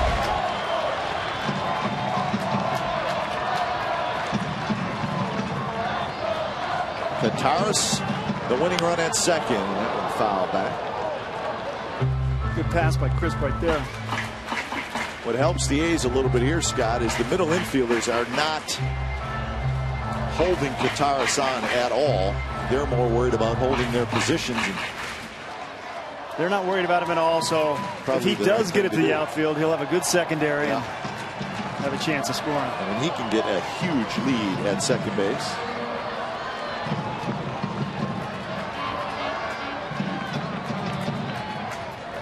Setting up inside, 1-1 pitch, and it is inside, 2-1.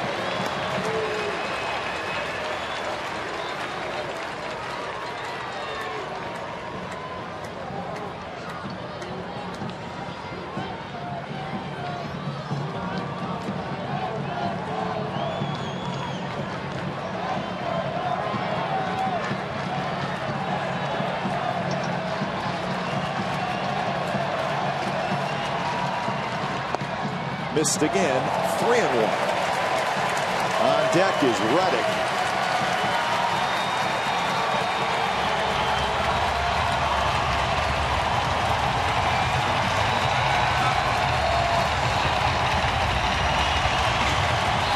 Well, obviously,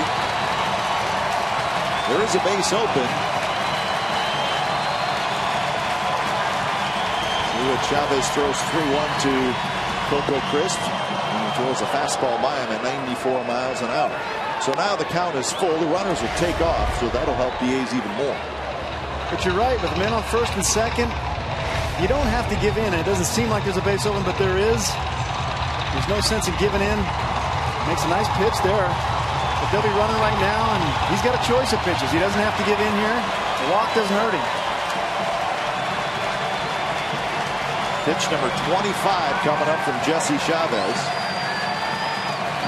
And here it is, and it's outside. He walked in. Tough pitch right there. That's a tough one to lay off. Nice at bat by Coco right there. So that's the 7th walk the A's have received. Good run to this ball. Stays at the knees. Borderline away, borderline low. That's a tough at bat to have that good of a vision when you've been sitting down. Well, if you're the pitching coach or the manager, that's where you wanted to have this pitch. If he chases it, there's not a lot he can do with it. If not, it's a walk. You put him, you know where he's got. You start over with Reddick. Pretty quality pitch right there.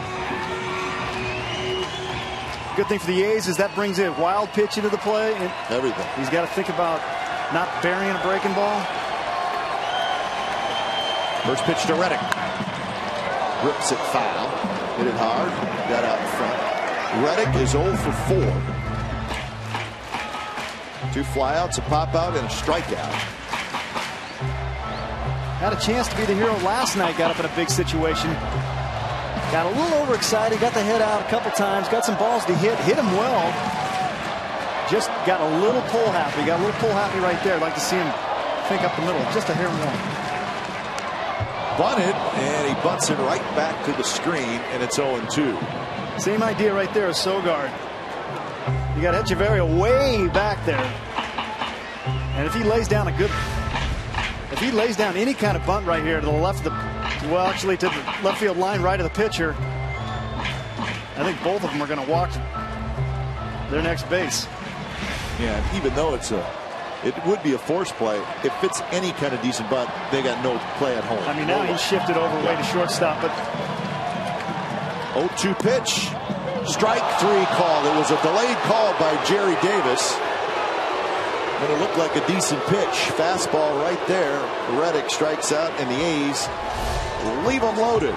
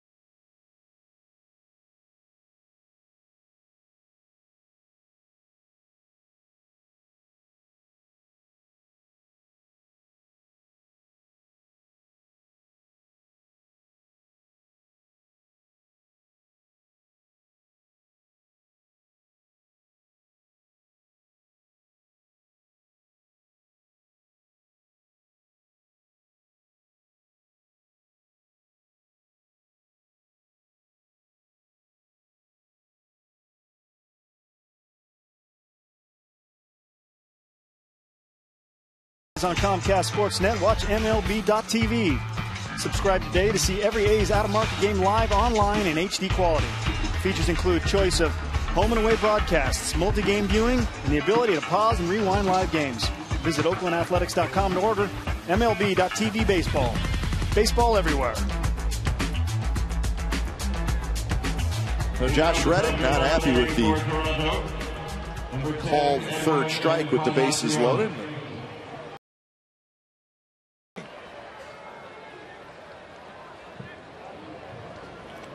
Blevins back to work, and he faces Encarnacion. First pitch in the first strike. Cooper will be next, the left-handed hitter, and then Rajay Davis. See, Sogard stays in the game at short. That one's hit into left field, and that's a base hit for Encarnacion. We had in shaded to the line, trying to avoid the ball down the line. Keep him off second base. And that ball would have been right at him if he was playing straight up, but playing it safe, you keep that guy hugged to the line, and you keep that from becoming a double. Give him the single. And you got the leadoff hitter aboard. Coco is now in center, and Reddick moves to right.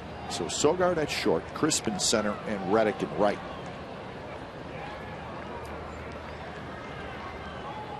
So Cooper steps in. He had the one-out solo home run off Cook in the ninth inning to tie it up. So the Blue Jays did not show bunt there.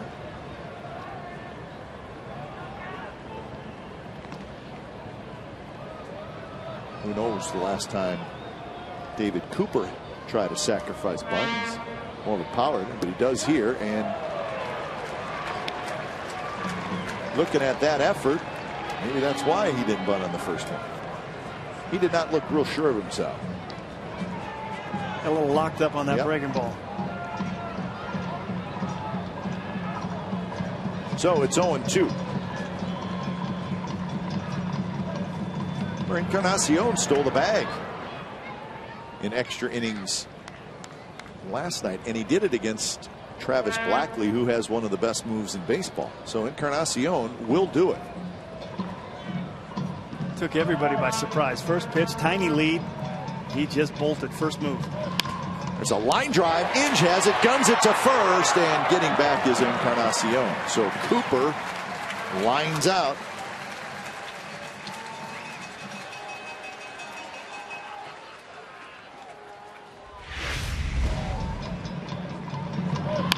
Good swing here. Stays inside it. Just happens to be right at old Inge. Had him play perfect. Rajay Davis. So here's Rajay Davis.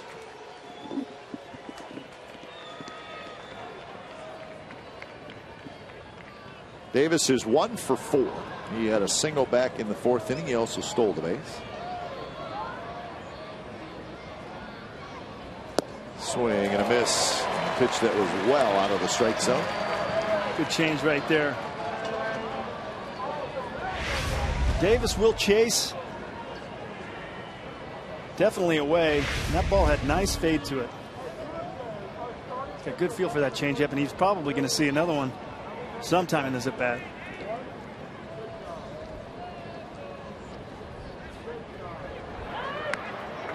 I wouldn't be surprised if Encarnacion tries to steal again. I mean, the way they're struggling to get anything going offensively.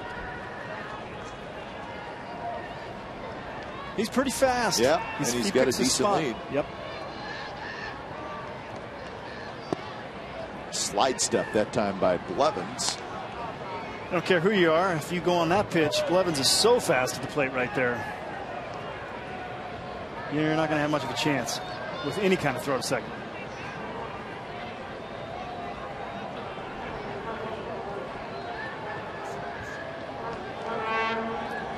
And there he goes. And he's going to have a steal as it bounces out in front of Qatar's. Pitch was called a ball, so Encarnacion gets the steal. He picked the right one. Yep. Higher leg kick. Tough pitch to handle. Not much you can do with that ball. It's kind of a lucky one if you're able to scoop it. But he picked the right leg kick to go on. Blevins was doing a good job of mixing his looks, but Eddie picked the right one. Fastball inside to Rajai Davis, and now it's 3-1. And another opportunity for the Blue Jays. 3 for 20 in this series with runners in scoring position.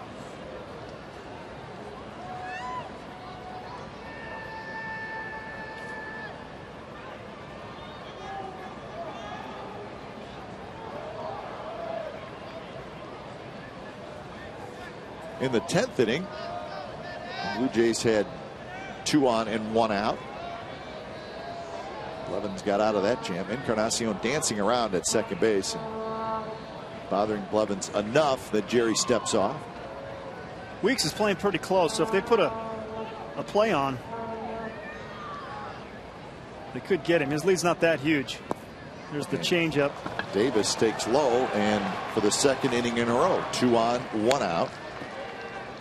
Nothing hurt there. They had a base open.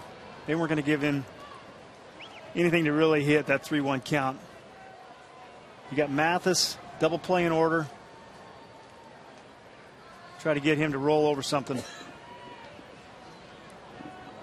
Second at bat for Mathis. He came in the game in the 9th inning. Mathis. Hit a fly ball to center field, and that ended the 9th.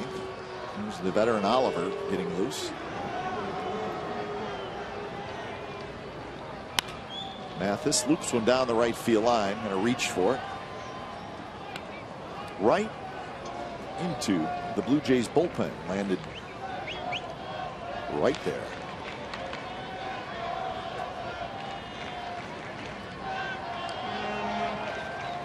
A lot of food and cups down there. Yeah, well, that's the result of a lot of innings. Extra innings.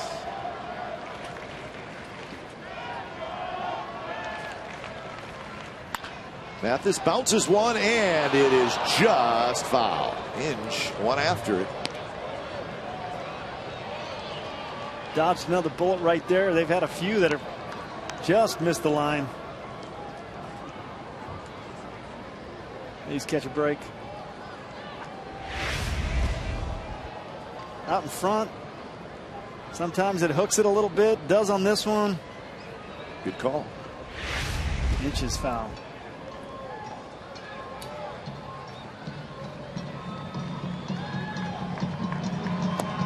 0-2 pitch runs outside. 27 pitches for Blevins.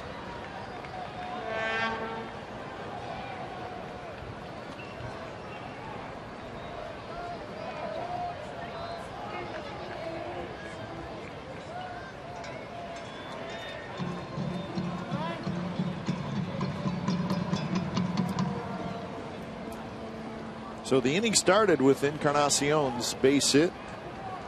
Cooper lined out. Encarnacion stole the bag. Davis walked.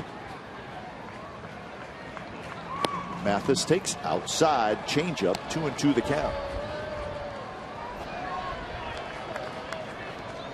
Wouldn't be surprised if he doubled up right here. Another changeup? Yep, wouldn't be surprised.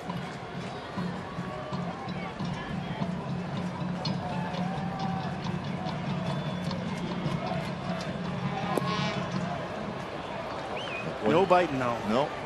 So 3-2. Will we see the runners go? Will the Blue Jays be aggressive? Moises Sierra, the rookie outfielder, is in the on-deck circle, the right-handed hitter.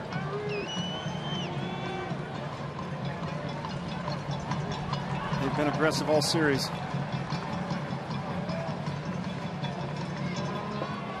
Blevins throws, and he almost threw it into center field. That would have been a disaster.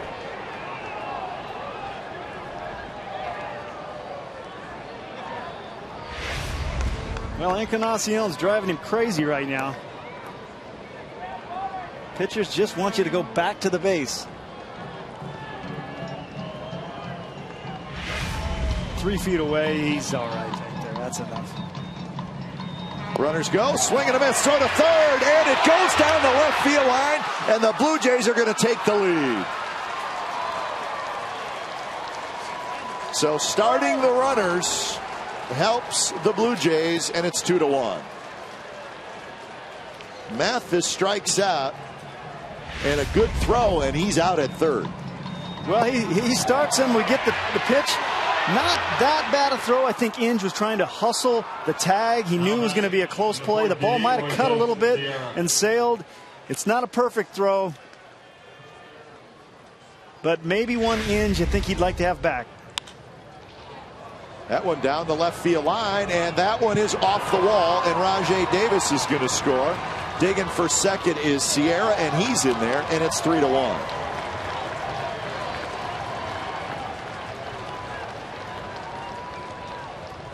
So Sierra not waiting around.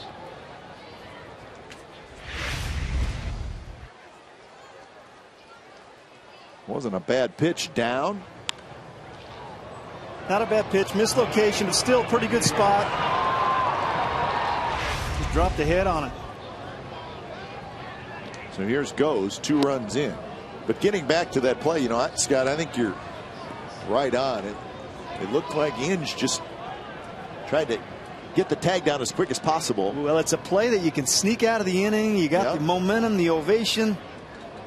You get the strikeout, and we got time to throw it. And Contreras doesn't make a great throw.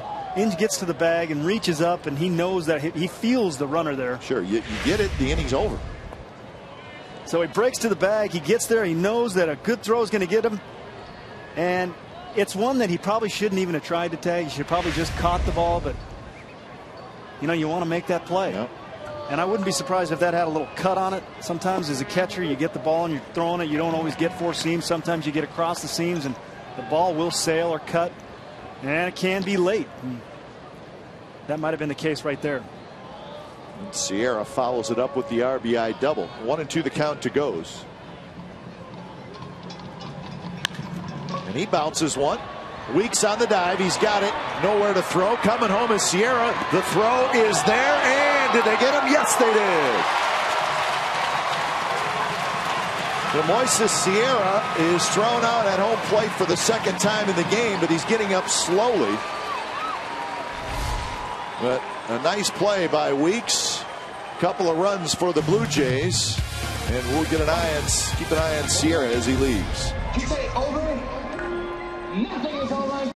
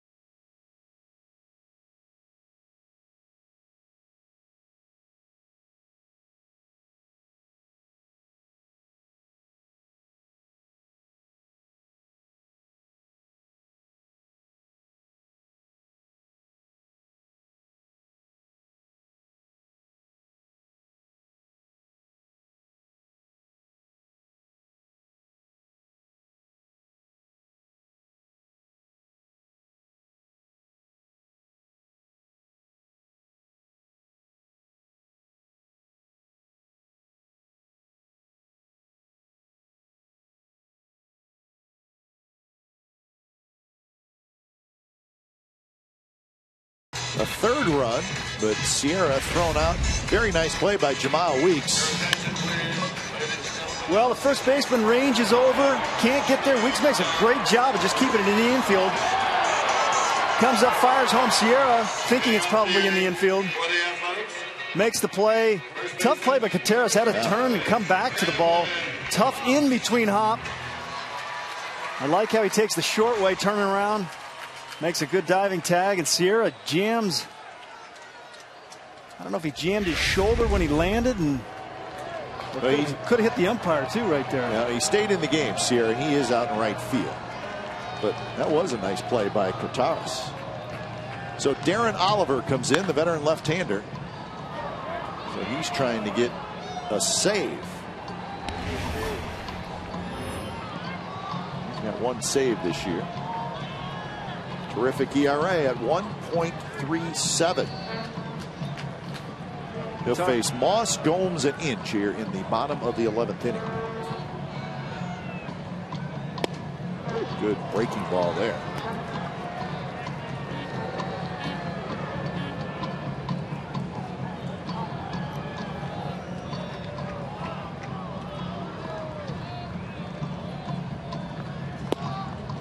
Just missed. Oliver, another breaking ball. Tough pitch to lay off.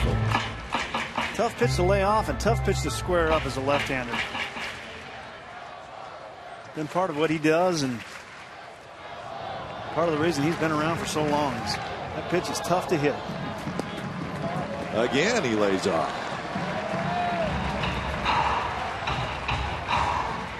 Moss came in the game in the 10th inning after Carter was pinch run for by Cespedes. 3-2 pitch, and that one's drilled towards center. Goes going back into right center, and he makes the running catch. Well, he squared it. Just didn't get the carry, and Ghost tracked it down. Pretty good at bat for Moss, though. So one out, and here's Gomes. Left fielder, number 31. So another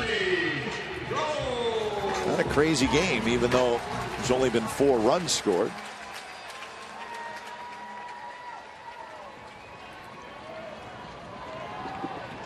But the A's, as we know, are never out of it.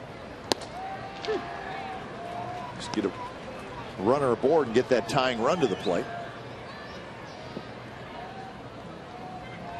Gomes is 0 for 4. Strike 2. Oliver took a little off, caught the outside corner with a good pitch. 2 tough pitches, staying away from Gomes, using that blown away quadrant. Finds himself in a hole. Fouls that one back.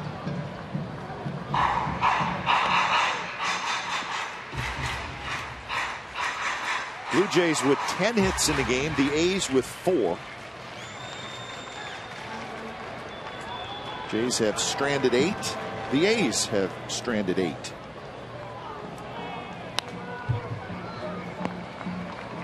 His only run in the game was a RBI double by Norris way back in the 2nd inning.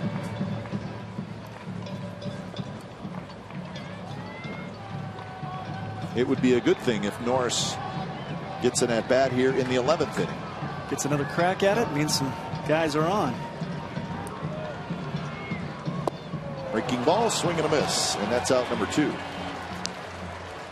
Good sweet sequences there by Oliver. Really nitpicked him away, ran one in on his hands, and then brings that big breaking ball out.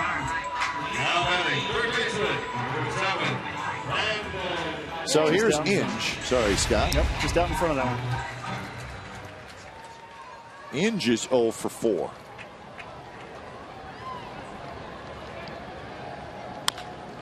And he bounces it, just foul. The A's have 1 hit in the last 5 2/3 innings.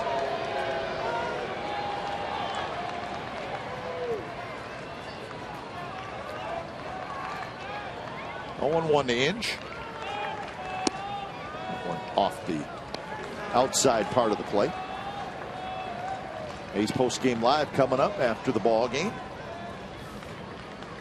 We'll be back with you tomorrow at 12:30 for the 4th and final game of this series.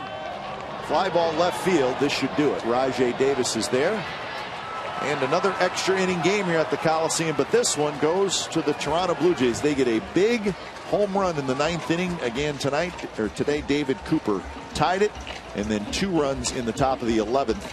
And that is going to do it for the Athletics this afternoon. So the Blue Jays get their first win in this series in 11 innings this afternoon. It's the Blue Jays